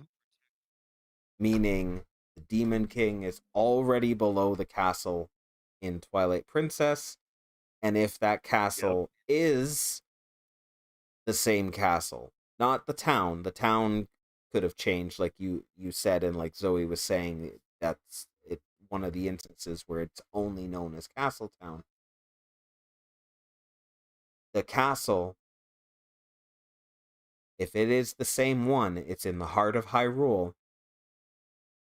The imprisoning chamber is already below it. The Demon King is below it, which means that imprisoning war and the events of Hyrule's founding and Hyrule Warriors' Age of Imprisonment and the Dragon's Tears from Tears of the Kingdom have already taken place. That is ancient history, which means that it is true founding. Hands down, hands down. I love how David we went Villa, from wait. David Villa says, wait, repeat that slowly for the YouTube wait, chat. that slowly for the YouTube chat. Which part? Oh man. Oh man. Chicken Guy 5, the hater of anime. Hello, sir. Oh, hello. Oh yes. To Chicken you. Guy. What an Hello. interesting name. Chicken Guy. Chicken. Chicken Guy 5, the hater of anime, has been making a lot of fun and interesting comments. Ones that make me really think. Been a really cool guy. He's been yeah, he's been lurking. He's been commenting on some of my stuff recently. I don't know them very well, but they do seem like a pretty chill guy. So thank you, and hello, sir. Hello to you. David Villa says the castle lineage. So Zoe's post, the TLDR. If I may, Mrs. Oaf has just said on my end, Mama Oaf just went through her first blood moon, and as you and as the family here knows, Mama Oaf, and this is for everyone out there, Mama Oaf has tried to play Breath of the Wild at least 2 prior times and never got out of the Shrine of Resurrection. This is her 3rd time, and it is her furthest, to a point of she got off the Great Plateau and she's making it to Kakariko, and she's now witnessed her first blood moon. Lovely. I am very, very, very proud of the progress. Granted, there is the occasional, you cocksucking son of a bitch, don't shoot my ass again. Fuck you, bokoblin piece of shit. Like, it's truly wonderful because my mom has told me she's only played Zelda 1, Zelda 2, Ocarina, and Majora, right? Those are the only 4 she's played. And I love this. Like a sailor. Yeah, exactly. Well, she was going to be one, but that's a different story. It's the thing of like I love watching it because like it takes me back to 2017 when I first played Breath of the Wild on Wii U, and probably most of us. How many of us? I want to see it if we can get some kind of number, but how many of us died within our first 30 minutes? How many of us were swearing up a blue streak within our first 24 hours of Breath of the Wild? It was our first ever open world-esque, Zelda game, right? So how True, many I did of us die. I had did the die same many times. Exactly. As my stepdad's been saying to, as Papa Oaf's been saying to Mama Oaf, you're not bad. It just takes time. You just got like anything. It just takes practice. You just got to build up. I bet this one here wasn't good at it. I'm like, no. When I played Tears of the Kingdom, back in 2023, I was dying every way because I thought it was Breath of the Wild enhanced. It's not. It's a different beast. When I played Breath of the Wild for the first time in 2017, let me tell you, I was not comfortable going around the entire world until like 6 months in. I was not good. And now I'm just beating up Lionels for fun. So, Zoe says, tell Mama Oaf that the blood moon is not unlike the other 28-day cycle we deal with. Oh my god. Oh my god. Oh man, Zoe, I gotta give it to you on that one. That's very fucking clever. Yeah, very nice, very nice. Let's see, what else did Zoe say? I bet she hated Adventure Link so bad that she skipped A Link to the Past. I love just watching the exploration of the Forgotten Foundation. I'm a clever girl sometimes. No, you're pretty clever all the time. I ain't gonna lie. Just like how Rev is and LH and Dan and Brick. And yeah. Mrs. Oaf says, Mama Oaf just talked to Impa as we speak. Oh, very nice. Very nice.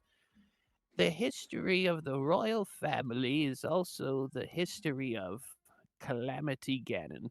And back in 2017, we didn't understand that. Now we do.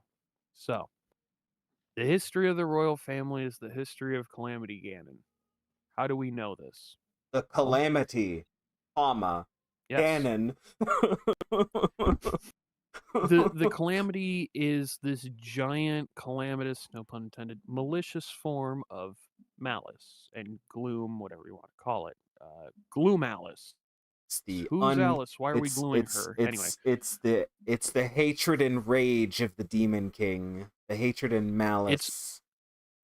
It's when such strong negative emotion becomes physical in a representation like that, you know? So okay, where was I going with this? I just derailed myself for a moment. I'm sorry.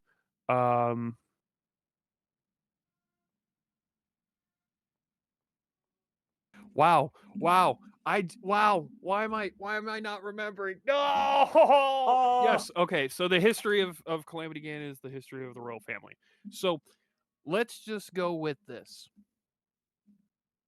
Where does Calamity Ganon come from? Comes from the malice. Comes from the gloom. Where does that come from? It's seeping out of Ganondorf, who is, you know, sealed underground. Okay, cool. So Calamity Ganon comes from Ganondorf. Yes. But that's not fucking it. So, how old is Ganondorf? Oh, he is unfathomably old. So old that your mind would explode. He's like millennia upon millennia upon millennia upon, like, he's like a time lord at this point. Oh, okay. So he's really fucking old. Yeah, he's really fucking old. So how fucking old is he? Well, he's so 10,000 fucking years. old. 10,000 years will pass in the blink of an eye. Exactly. And that's what's fucking nuts, because there was the first royal family, and then he killed the queen, and then the malice took over, and that's the birth of the calamity because of the royal family. He killed a member of the royal family, one of the two head members of the royal family, and that's the birth of the Demon King. Boom. What did I miss over here? Jesus Christ, Rev. So he says, nah, as soon as Impa said that, I was like, oh no, this is the downfall timeline that the community beat me mercilessly. I feel you on that. I am sorry to hear about that. So, my immediate thought was downfall timeline. Then I shifted over to child timeline, and now I am back firmly on downfall timeline. That is like the original. It is the true timeline of Hyrule's history. Everything else, as fun as they are to play, are just the stories that we tell along the way. That's my take. It's the friends we made along the way. Yeah, I'm still technically in the converged camp still. I know that I'm really hard to budge with that, but in one way or another, the converged camp is there. But if I was to pick one of the lines, though, I was originally child timeline with you, and then you started convincing me with downfall. I'm like, well, here we go again, and here I am. It's starting to feel a bit like child timeline. Adult timeline happened because Zelda was trying to prevent Link's death. Huh. In Ocarina? Interesting. Rev says the community has so much hate for the downfall timeline, and it's the only real Zelda timeline, to be honest. It's the OG. It's where the first games ever even took place. Like, yeah, it is. And 40 years ago. Yeah, and if it wasn't for the way they ended Ocarina of Time, that would have just been the timeline. That would have been the entire. It would have just been that story arc. That storyline would just be what it was.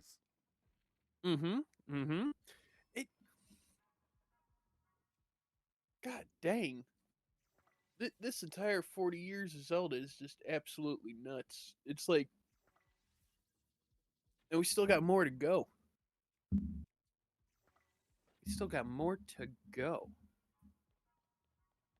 Say, so, not today, Satan. Not today, Satan. I say. No, the real Satan is the one that's down there. I don't like these things. Damn it, Bobby! What have I told you Oh. about raising the Antichrist? Blah! Well, you know, me and Miss Piggy went down there and kind of saw some kind of dried up prune-looking motherfucker, and so anyway. Hey, Dave where do these says stairs go? birth of those stairs. Oh well, into death. I mean, down there, yes. Oh, they saw me. Motherfucker. Me no likey. I don't like no. Oh my goodness. I must have been through here because it looks like it's been blasted.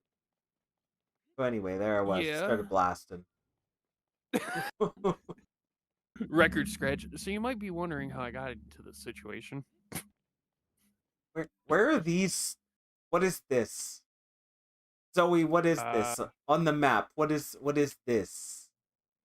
What is? Rock. Oh, wait. Open the map? This. What is I know, you weren't this? expecting that. What is this? Apparently I've been through there before. Or maybe underneath it. open, I don't know. Are you underneath the moat? No. No? No. I'm underneath I'm in the depths. I'm in the Forgotten Foundation. Right, but surface-wise. I'm under the observation room, and this spot here is specifically part of this chunk. Ah. But Okay. it's got structures, and I'm just like, what is this? That's like obviously what I've been there's a wanting to big know. thing over here. This is the massive stairwell, and those are the there's a couple of storage units on the way down. Yeah, And I've then been there's wanting this to know that massive for a few hallway. years. But what the hell is this? What the hell is... Zoe says, you know the diagram with the spiral passage, the secret note diagram? Part of that hallway has that spiral. There's a collapsed hallway in that area too. Yes, because I remember trying to avoid a couple of things, and I got myself in this weird niche fucking hallway kind of situation where it's like collapsed rock and some stone, and then there's a collapsed amount of bricks that'll fall and all. I know exactly what you're talking about, Zoe. Holy shit. That's the way down to Mm-hmm. Bloom's origin. It's not that. That's part of this. Here's this. Where is this? I'm gonna try and cross, and hopefully not die.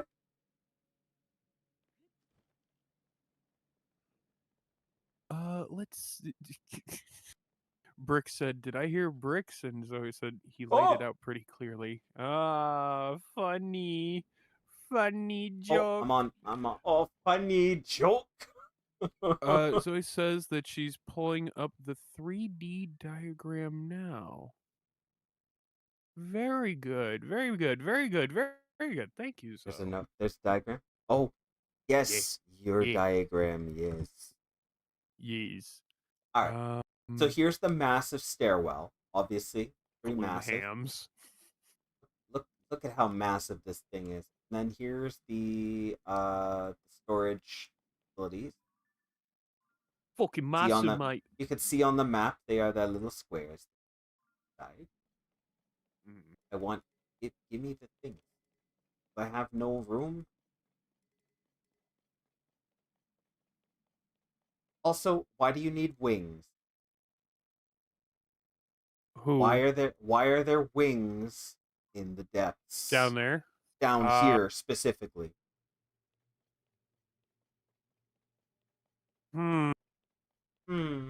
Yes. No, that's actually very fucking concerning. Like, because that hallway's way too fucking tight to use a wing. Yeah.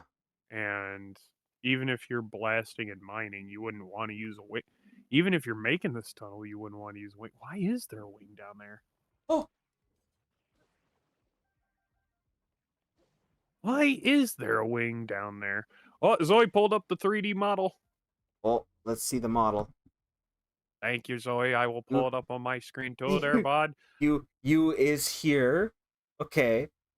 But I want to I get... like the cut of your Jim. Funny words, Magic Man. Oh, okay. If I understand Yeah. this right, it's above me. The space that I'm looking for, that square space with structures, is above. Okay. Yep.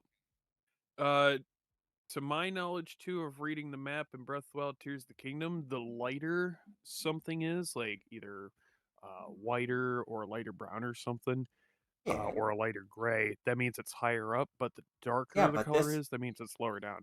But this area is all just one frickin' color. It's saying that it's on the same level as the path down to the Demon King, because that's what this is. Well, So that's why I was confused. I was like, wait, what are you talking about? What is this? well, Huh. yeah, I guess.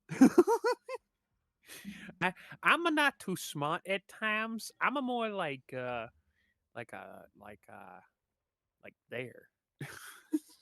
Where? Zoe also God. sent 2 more. Oh. When you enter the room with the Lionel What? yes, that is yes. It's the sideline. Yes. Yeah, fuck yes. That's the room that yes, Zoe has the actual model for it instead of me trying to terribly explain this one, because there's like this fucking brick wall that's in this like collapsed goddamn rock, and like it's right next to the Lionel of fuck, and The yes, Lionel thank of you, Zoe. The Lionel of fuck? Is that what you just... Hello, I'm the Lionel of fuck. The Lionel of fuck. Oh my god. Oh shit, I made maps of the place with the layers. Oh shit. Let's go, Zoe. Oaf said brick again. Oaf said brick? Say Yeah, brick. the brick walls and stuff, all another brick in the Oh. wall. Anyway. All in all, hey, the brick in the wall. But yes, this is exactly where I was thinking of, so thank you. See, we can't do it without you. Edge of... You on the edge of fuck? Come on. To anybody out there listening, watching live now or on the VODs later on, please do know that when it comes to the plethora of podcasts out there on Earth and the very small amount of Zelda casts, LH and I are probably the most unfiltered when it comes to Zelda podcasts. Just probably stating that, even though it's probably already obvious. And then Zoe shared another Obvious picture, is which will help. obvious. Obvious. The is Lionel obvious. room is here where you take the left. Yes. If I remember right, Zoe, isn't that also part of that mining hallway that you gotta waste like either a ton of hammers or a ton of like explosives? And you could either take the open pathway to get to Gloom, like to the Forgotten Foundation approach stairway, or when you're right there at the entrance of the Forgotten Foundation stairway, there is that, breakable rock area that loops around. That How do I explain that? I know the exact area where you're frickin' talking about, but I don't know how to describe it. I'm not the best with words. Basically, if you're willing to fight the Lionel, you could skip like 45 minutes of hell. Oh yeah. No, Zoe is right. Zoe is absolutely right there, guys. 100%. Okay, so here is the... not the stairway. I'm at the top of the stairway here. This is the hallway. Oh! The floor decided to fall out from under my ass. And I'm getting hit. Getting hit with with the Climb cold. back up the eastern side, collapsed stairwell is torture. Yes, it is. Yes, it is. Guess what? Bam. Guess what? Chicken butt. Chicken butt. Bam. Guess what? Bam. Are you Emerald, the chef from like the early 2000s? Bam. You know. What is he even doing these days? Hey, I don't know. He's A little saying bit of bam. this, bam. Climbing, I use ascend and recall to get up there. Am I misunderstanding where we are? I kind of use recall and ascend too. Recall and ascend, eh? Resend. Oh, David Villa A-call. says, bam, he's got a new show. Wait, what? Really? Emerald has a new show? No freaking way. There's no way. There is a way. If Anne hath a will, Anne hath a way. Oh. Oh my god, what? No way. No. You've got to be fucking kidding me. Wait. Okay, so there's another set of stairs. And I'm making my way downtown, walking fast. Okay. Oh. Okay, so there's a little thing over here. It looks like it breaks through a wall. The fact that this wall is in the rock. Emerald Lagasse actually has 2 shows right now on Roku. What the fuck? Zoe? It's 2026 and it's Zoe says... Oaf? Zoe? What? Sophie? What? Sophie? Sophie? Huh? The both of you. Sophie? Whoa! Trying to get both of your attention. Yes, hello, I am here. See the rock wall, right? See the rock around me? I see the rock, Robert. Do you see how the brick goes into the rock? He said the word. You see how this wall is broken, Yep. but is in Yep. the rock? Yep. How much of this building, how much of this structure is just buried in sediment and like cemented over in rock that we're not able to see? That's the fucking way to go there, bud. It probably is like all of this. Like this whole dark area is probably just fucking structure. Zoe wants you to take screenshots if possible to share for later. Can you take screenshots? But that's the same mindset I've had since the game came out. When I saw this shit, I'm like, okay, wait a second. How much of this fucking structure is down here? How large does it fucking expand? Like, I had the same mindset with like the Yiga hideout and how like Age of Calamity expanded that. But that right there, Zoe, LH, same fucking mindset, right fucking there. How big is this fucking structure? It's huge. Look Like, at, look just many? even just this hallway. Look at how wide and massive I can name a it third is. example. I can name a third example, and Tears of the Kingdom really fucked it up. The fucking Akala Citadel. Yes. Tears of the Kingdom, they made it like one small one small, really dank, crap ass cave that sucked.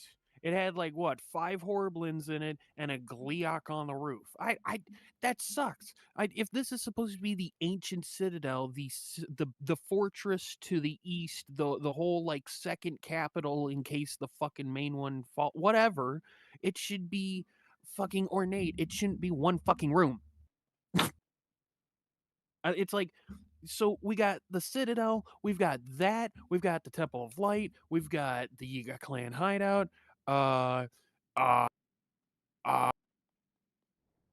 How Yeah. many of these structures keep expanding? Arbiter's Grounds by name is in the game, but we never fucking see anything other than what we see in Tears of the Kingdom. And what I see in Tears of the Kingdom is almost similar to what's on the very top of Arbiter's Grounds in Twilight Princess, to almost a point that the ore that's there at Arbiter's Grounds in Breath of the Wild Tears of the Kingdom could be the leftover slab that the Mirror of Twilight is casted upon.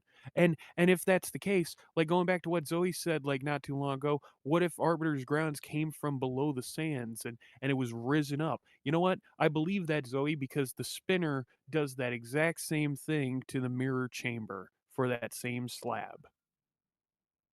This all of this, these hidden structures and shit, it all, oh my god, yes. I'm It's a sorry for whole freaking out like that, but it's a whole ass second set of that stairwell. mm-hmm. Yeah. But it's in Yeah, but worse. don't stop. Zoe says take as many screenshots as you can of this entire area because the yes. It's in a worse state than the other one, but it's literally a second set of that stairwell Mm-hmm. where it goes on either side, and there's a gate at the top, and you could see, and I took some screenshots of it. I'll go over here into my album. There's a gate on the top, and then there's a slight set of stairs, an incline, and then everything is ruined because of the roots, because of the sediment, but clearly there would have been a path straight ahead. Mm-hmm. So, like, there's whole sections here that are just completely gone.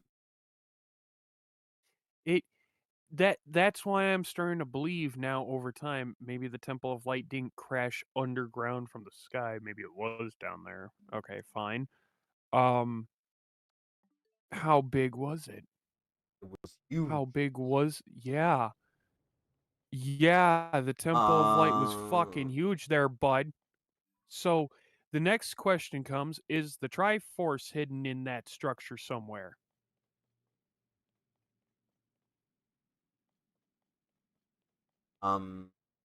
Brickwork over here. So where did it come from? What the hell That's is the that? secret word of the day.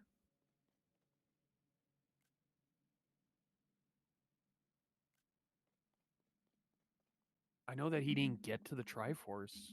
He took the Time Stone and then corrupted it. Yep. So I think it's that up there. Maybe that was the loose brickwork that collapses down to the ground that you just looked at up there? Yes, that must be. Mm-hmm. Because that's a little cave, and I know the Lionel is right here. Yep. Because there's going to be an area up there that you have to crouch, and you're going to be on some kind of brick wall, and it's completely submerged into the rock. And there's literally piles of brick and debris on So the he ground. says the Pee Wee Herman impression was not expected. He said it again. Oaf and LH, according to Breath of the Wild Masterworks, the only manifestation of the Triforce is within Zelda in the present, so at least in the present is within her. He said it again, Zoe Brick. They said both said it. He said, "Oh damn it! I said it again, didn't I?" Fuck. That's the secret word of the day. God. All right, we're building. If you build it, I myself, I need to step away for a moment because I gotta use the little Oaf's room, but I will be back myself. So Rev, if you can hear me, can you keep LH entertained for a little bit, please? Thank you, love. Bye. I can do that. Hello. Hey, how you doing, LH? Good. Just I'm currently editing the Rito video for tomorrow. The Rito So, video. So this yes, little room. I just found this little room. The one that Oaf was talking about. Mhm. It's a junction. Oh, So there would have. It looks like the path would have gone either straight ahead or this one side, and you can see sort of the indentations there Right. where there would have been caves, but they're completely blocked up. And yeah, Oh, this room here outside has a linel on the bottom there, but you don't come up to it, you come right. down to it. There was a set of Yes. stairs. So did it connect up here, or did it go somewhere off over here? Seems like when the Forgotten Foundations sunk deeper, some parts Yeah, went deeper than others. yeah. Ah, Wild. Breath of the Wild. Okay, No, so that's this no, one, this it's one is crazy. solid. Oh, that one is not solid. Where would it have led to? Yeah, exactly. There's that's what we were talking about. There's whole stairwells and structures buried in the rock. Yes, So like that lead nowhere. where there must have been tunnels and structures, this thing probably filled up the entire space down here. Yes, that's crazy.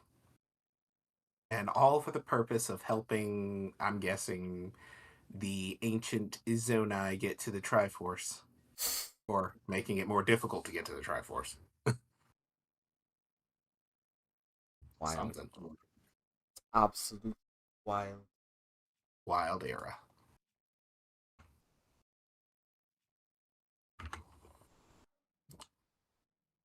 Man, you got the ancient hero aspect. You got some patience. Yeah. In both games, I gave up at around 60 or 70 shrines. I get all the shrines. I got to. Have to. In my blood. Must get them all. I just want to fly out of here. It's time for me to fly. Time for me to Oh. fly. Oh. Hello. Hello, hello. Sorry about that. I'll hop back into mute. Say again? I'll hop back Muted. into mute.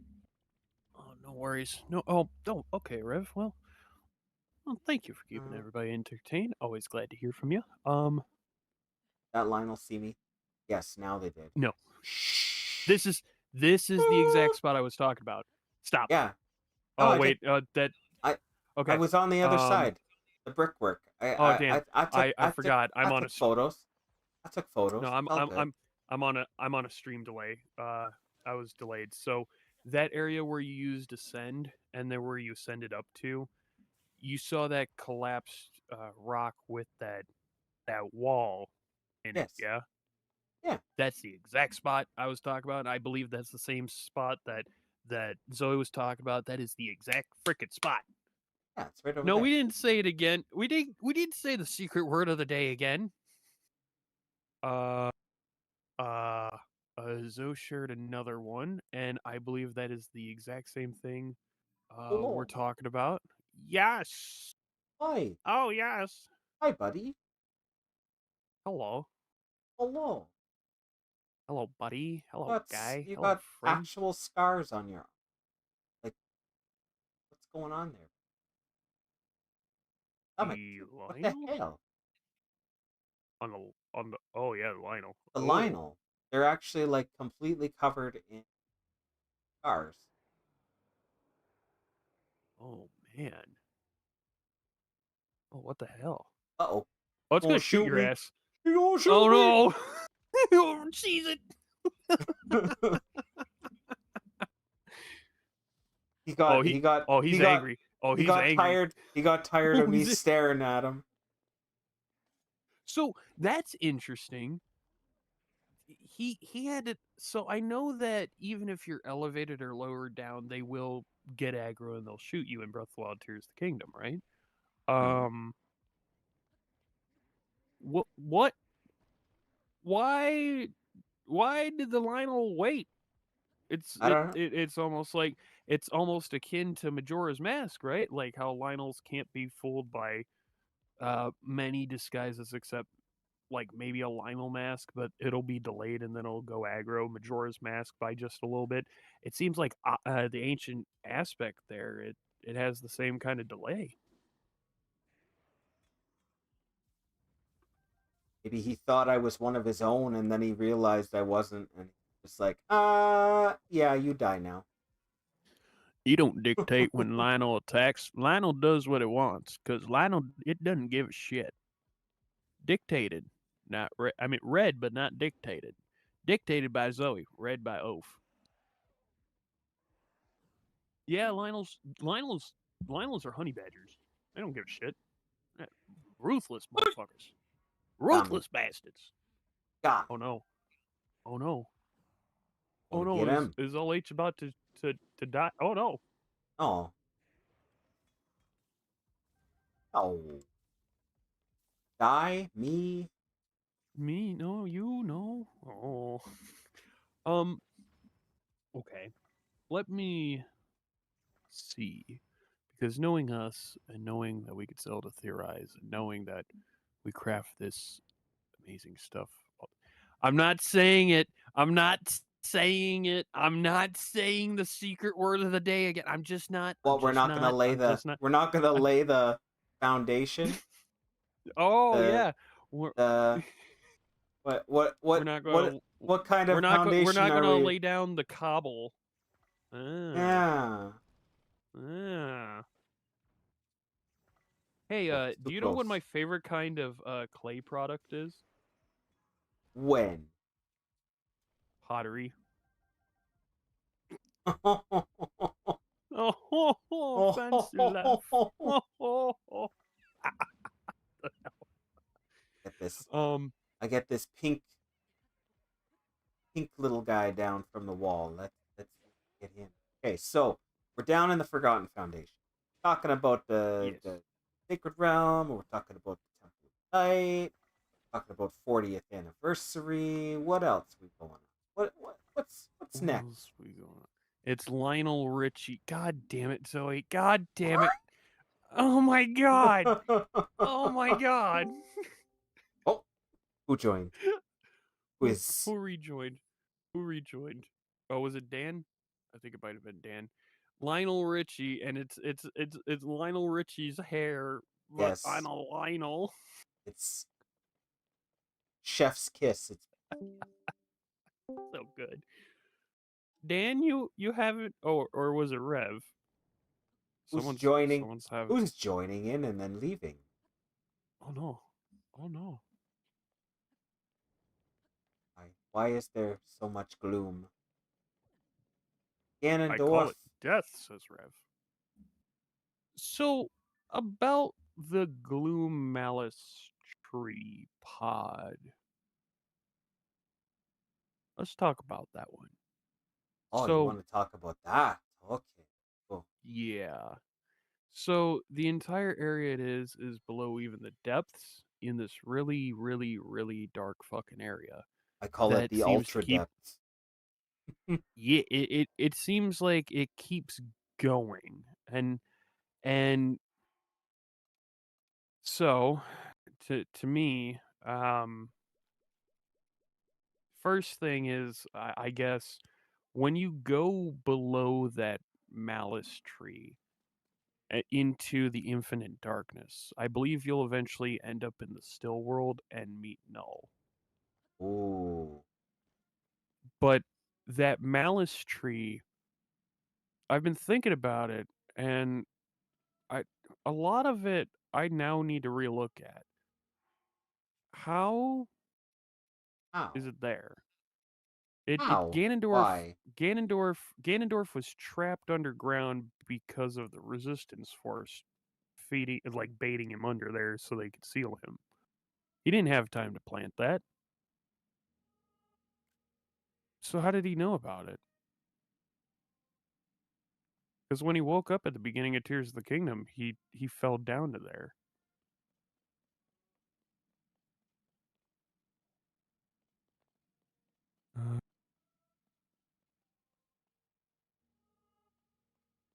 How pitted everything. Like it's been corroded. Whoa, man. It's very satisfying to watch a bunch of ghost people run the train on them hoes anyway. What? What did I miss? What the hell did I miss, Zoe? What? I call it death. Lionel Richie's best song. Pro tip: wear the Lionel mask, unequip your weapon, and turn on the stage of the little marble that bitch for you. 2 depths 4 kilometers underground. But why wouldn't I want the style on them?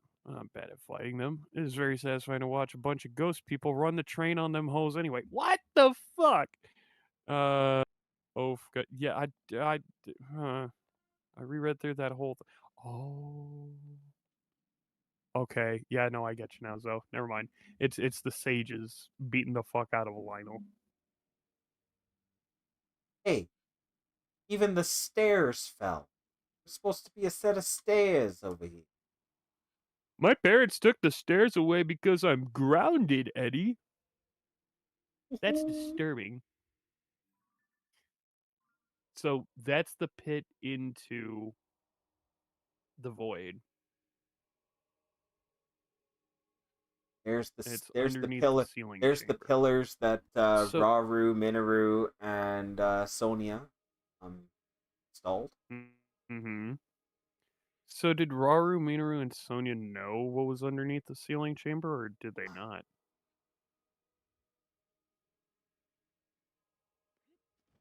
Gonna go in. Rauru for sure knew, says Zoe. Yeah? Look at his body language in the cutscene when, yeah. He ain't looking like it's a theme park. He knows that place.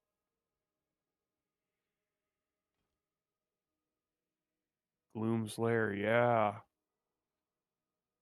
So, Look at how this Zonite lights up when I stand on it with the miner set. he knows that place. The sacred tree there gave them the edge, but over 10,000 plus years corrupted it. Oh my god. Oh my god, Brick is right. What? What's Brick say? Oh, we said Brick Brick and again. Zoe are both, yeah, both Brick and Zoe are right. If Rauru knew about that chamber underneath, and if that tree was actually there the entire fucking time, then that tree may have been a tree of light. And it became a tree of darkness, Yeah. being corrupted. So what if when Rauru and Sonia were placing the shrines on the surface, because those shrines are connected to light roots, what if the light roots are connected to that malice tree and the shrines are a way to reinforce the light in the tree? But because Ganondorf fell down, he was able to corrupt it. Oh, and that's why all the shrines are sending out a similar kind of thing of like Ganondorf's soul being siphoned off by Rauru. Fuck. Oh yeah, here's Zelda's torch. Yeah, that's wild. Oh, I don't know how to feel Sapping about all that. of the malice and trying to purify it.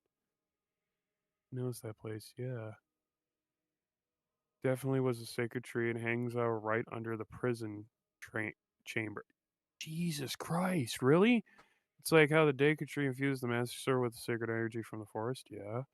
So glad that Zelda didn't hit the ground. The baby She girl would would have been dead. Yeah. Oh no. Yeah, Brick, Breath of the Wild. Doo doo doo doo doo. Well, goddamn, yeah, he would have known about this. But he would have known about the tree. Oh my god. So Hyrule's Yggdrasil is real.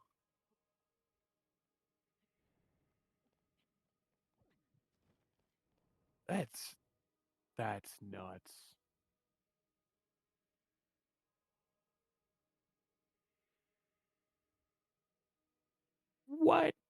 if If see the loop on the Guardian head? Yeah.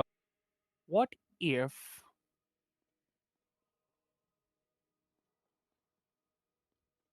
what if I'm trying not to lose it, but I'm quickly losing it. I'm sorry. I need an assist. Oh no. Want to see something that will freak everyone out that they can't what? that they No. can't share. That they We can't can't share. we Wait. can't share it. What? Well, we can't. We can't. David says, Oh, I haven't even checked the chat in a while. David Temple says of the Light Temple was of Light built was around or built above the around sacred tree. of the Yeah, sacred most tree. likely. Could have been a pilgrim. Oh. Could have been a place Hey of Zoe, pilgrimage. you remember you talked to our group about Rauru and Minaru's pilgrimage of light? What if the final part of that pilgrimage is to visit that sacred tree underground? Just just want to bring that up to your attention because one part light, one part spirit equal sacred tree underground to banish the light and the darkness that is spewing out like a festering wound.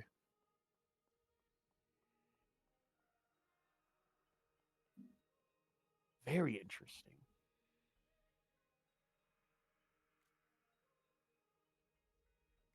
What the Uh-oh. hell is this? If the pilgrimage ended with the Interloper War, and what pilgrimage use would it have to install the spikes? I think the spikes would use that sacred tree's power, maybe.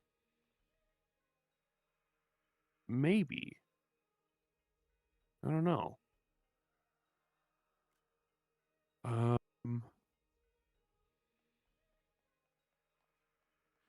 Oh dear Lord, what?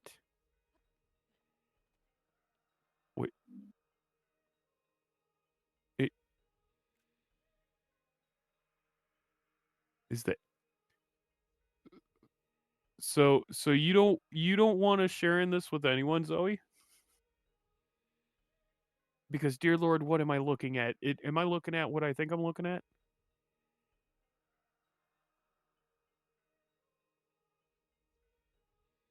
Oh. Yes, it would be darkness imprisoning you. Oh no. Sorry, what was the question? Listening music. Oh, no worries. I'm seeing a couple of like. Is it all right if I share it on screen for the lovely people at home by chance? She said no sharing. No sharing. Oh yeah, that's right. Oops. Well, what I'm seeing is Zoe and Oaf, but mostly Zoe. yes. She's like, please share. Okay. This hole. He said hole. He said hole. Has structures, and it's circular. And the construction style reminds me of the ring ruins. Mm-hmm.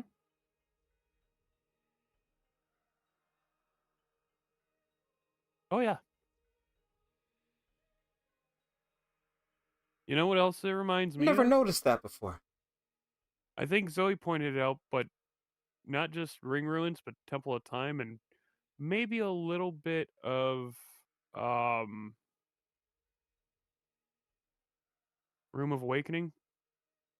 Mm-hmm. I'd almost say Forgotten Foundation, like in the room, the map room. Now, I remember one of Raru's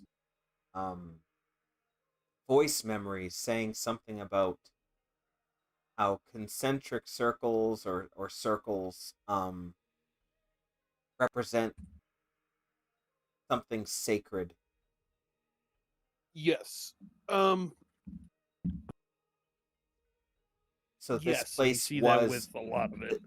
this place would have been a holy site. So yeah, that tree wasn't full to start with. It wasn't. Apparently, I think Rauru was down there to protect that tree from Ganondorf, maybe. Well, he failed. He failed!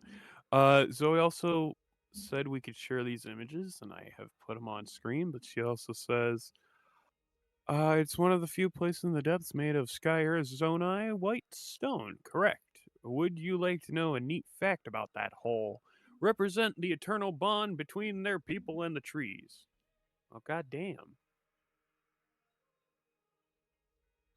Well, goddamn. in the trees. They're in the trees. So, what I'm seeing here...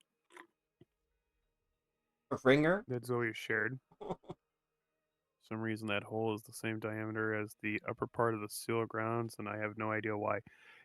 Yeah. I kind of want to and don't want to go down there.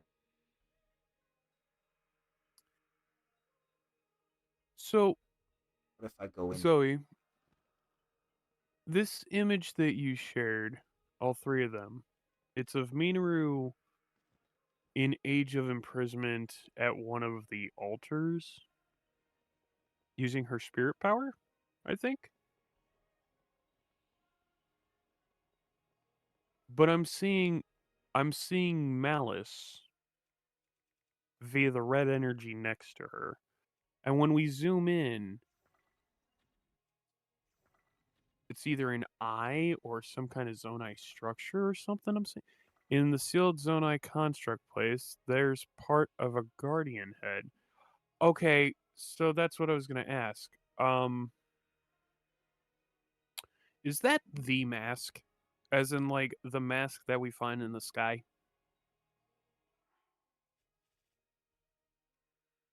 Like, is she making the mask for her? No, this thingy. Oh, what the fuck?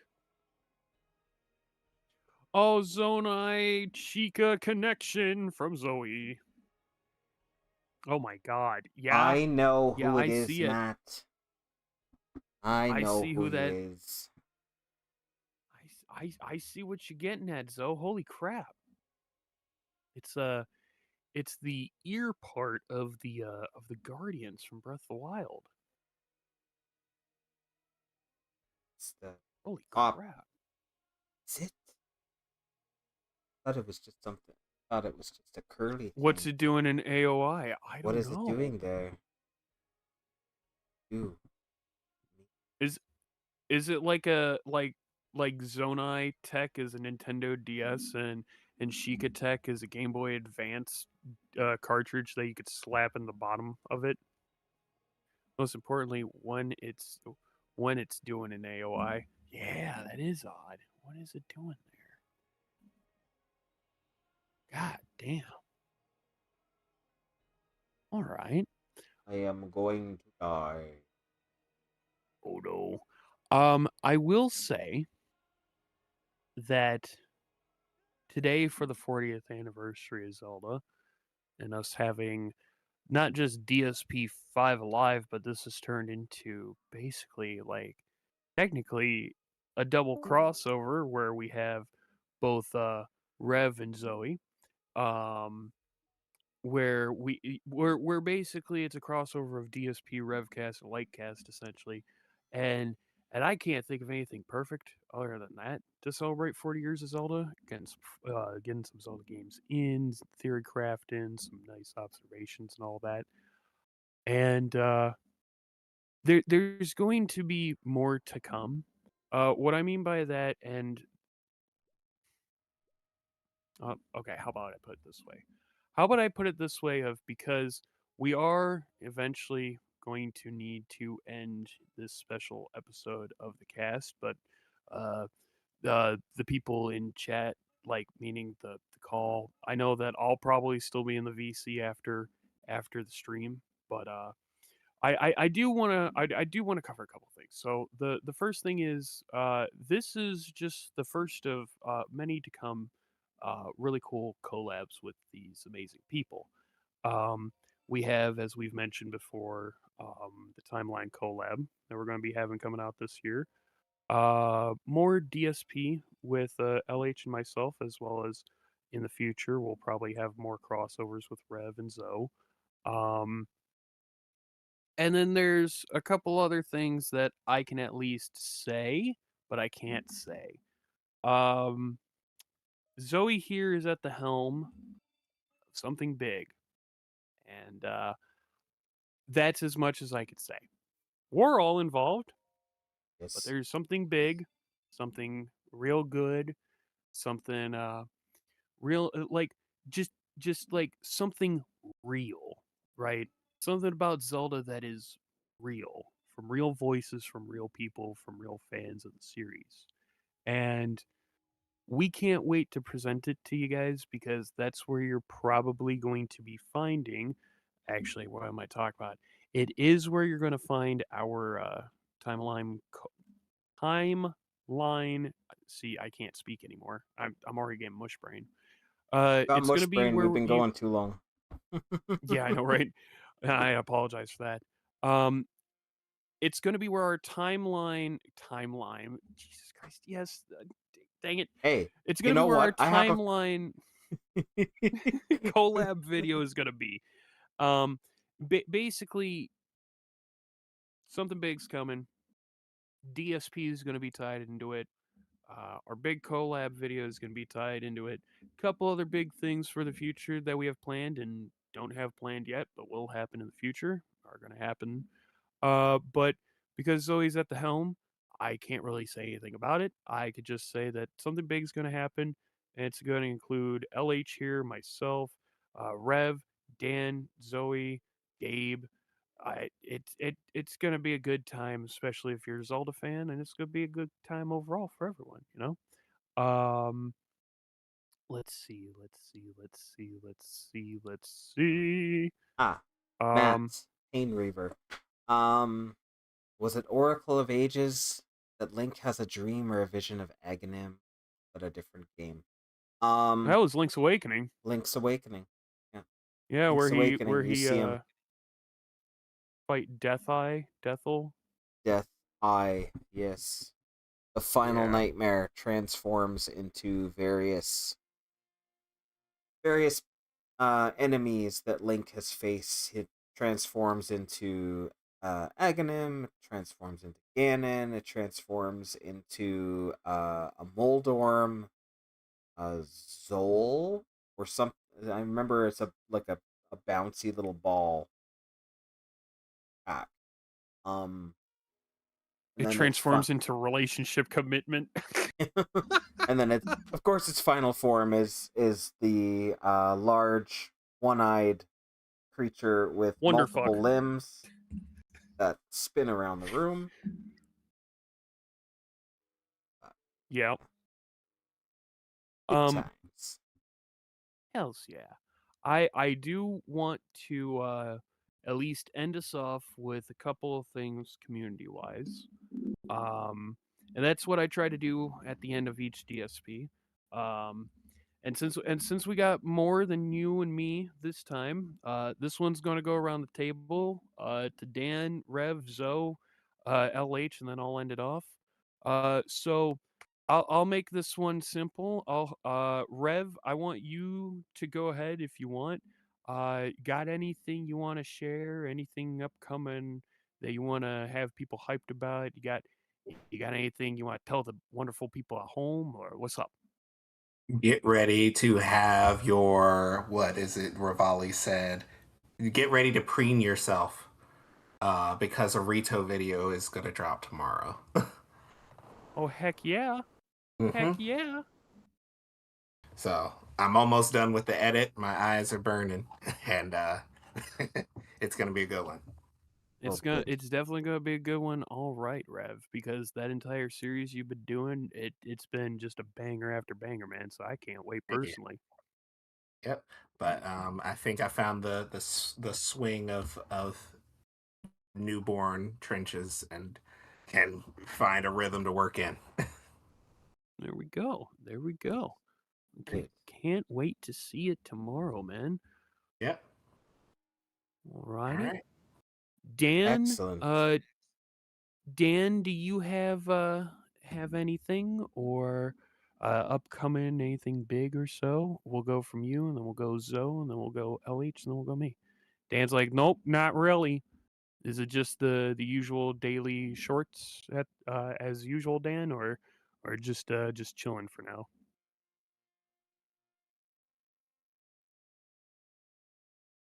Yeah, going to end my hiatus with that. All right. Nice. All right, cool. All right.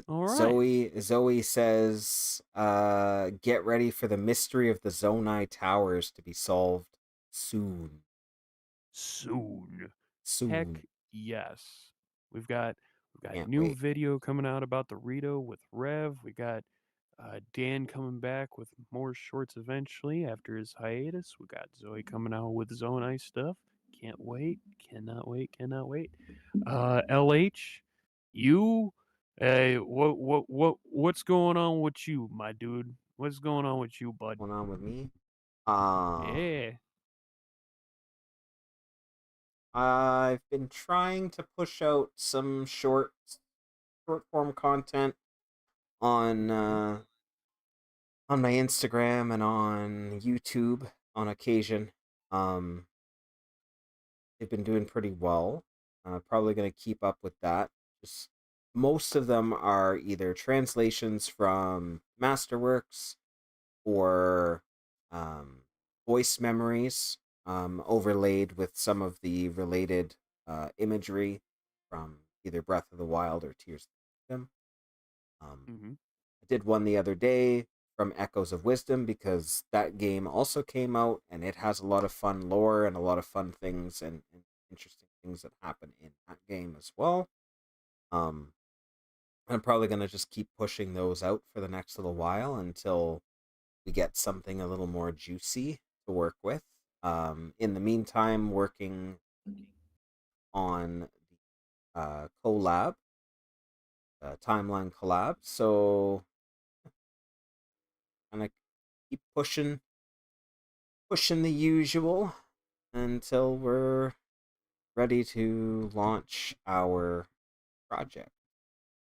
Heck yeah. Heck yeah. And I know I'm going to ask this before anyone on either the Twitch or the YouTube side says it, but LH, if we're not mistaken, today is the first time in about a year and a half or so that you've been live. Maybe. Almost 2 years. Yeah. Yeah. You gonna be returning to the streaming field, my dude? We'll see. All right. It's a lot of fun. No worries. A lot of fun. Oh, yeah. I got super busy there for a while with work, so that all kind of fell to the wayside. Work has been a lot less busy now, so maybe we'll see. Oh yeah. And you know what? Having you on stream a couple of days ago, having you today and with the fam on a live edition of DSP, it's just I really do like having people to bounce back and forth with, all the time. It's way more fun to do, For sure. I'll end off this whole thing with the news and announcements of myself doing more of our Tears of the Kingdom Switch 2 run, continuing on this upcoming Monday. We recently just pulled the Master Sword out of Zelda Skull, and defeated Phantom Ganon, rescuing the Korok Forest. So as of right now, I'm realizing 12 streams in, I don't really have many more side BS, adventures to do. I've already got all 3 of pieces of the Yiga armor. I've got my Blade Master title. I've got my Lightning Helm. I've got the Earthwake. I've defeated Koga. I,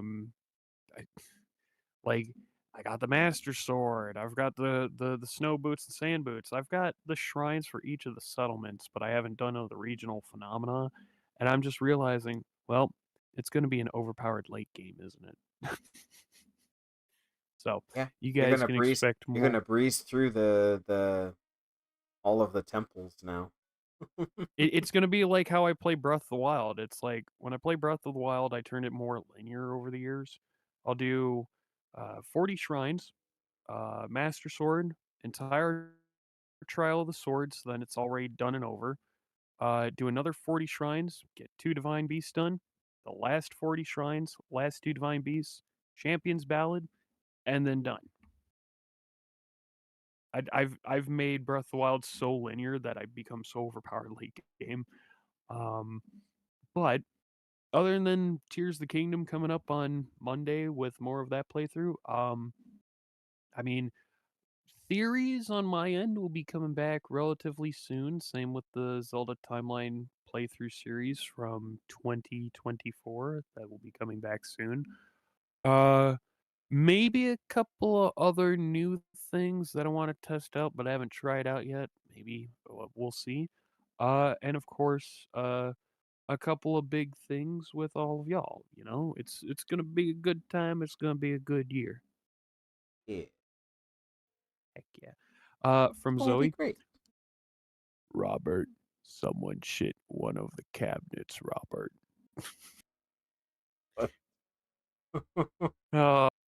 But I think that was a very nice DSP, and I want to thank everyone from the Twitch side, the YouTube side. This is a very nice first live episode, and we will definitely have more of these in the future. Yeah. Oh, it's been a lot of fun. Oh yeah. Anything you want to say before we head out?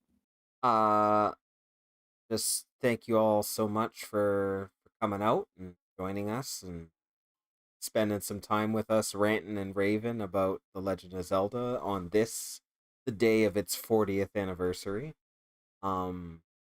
This is the gateway to the rest of the year, and if you've been following along, you know there's a lot of different projects, a lot of things that are coming up and that are worked on by people like us, dedicated fans of the series, and so there's a lot to look out for and be hyped and be excited for.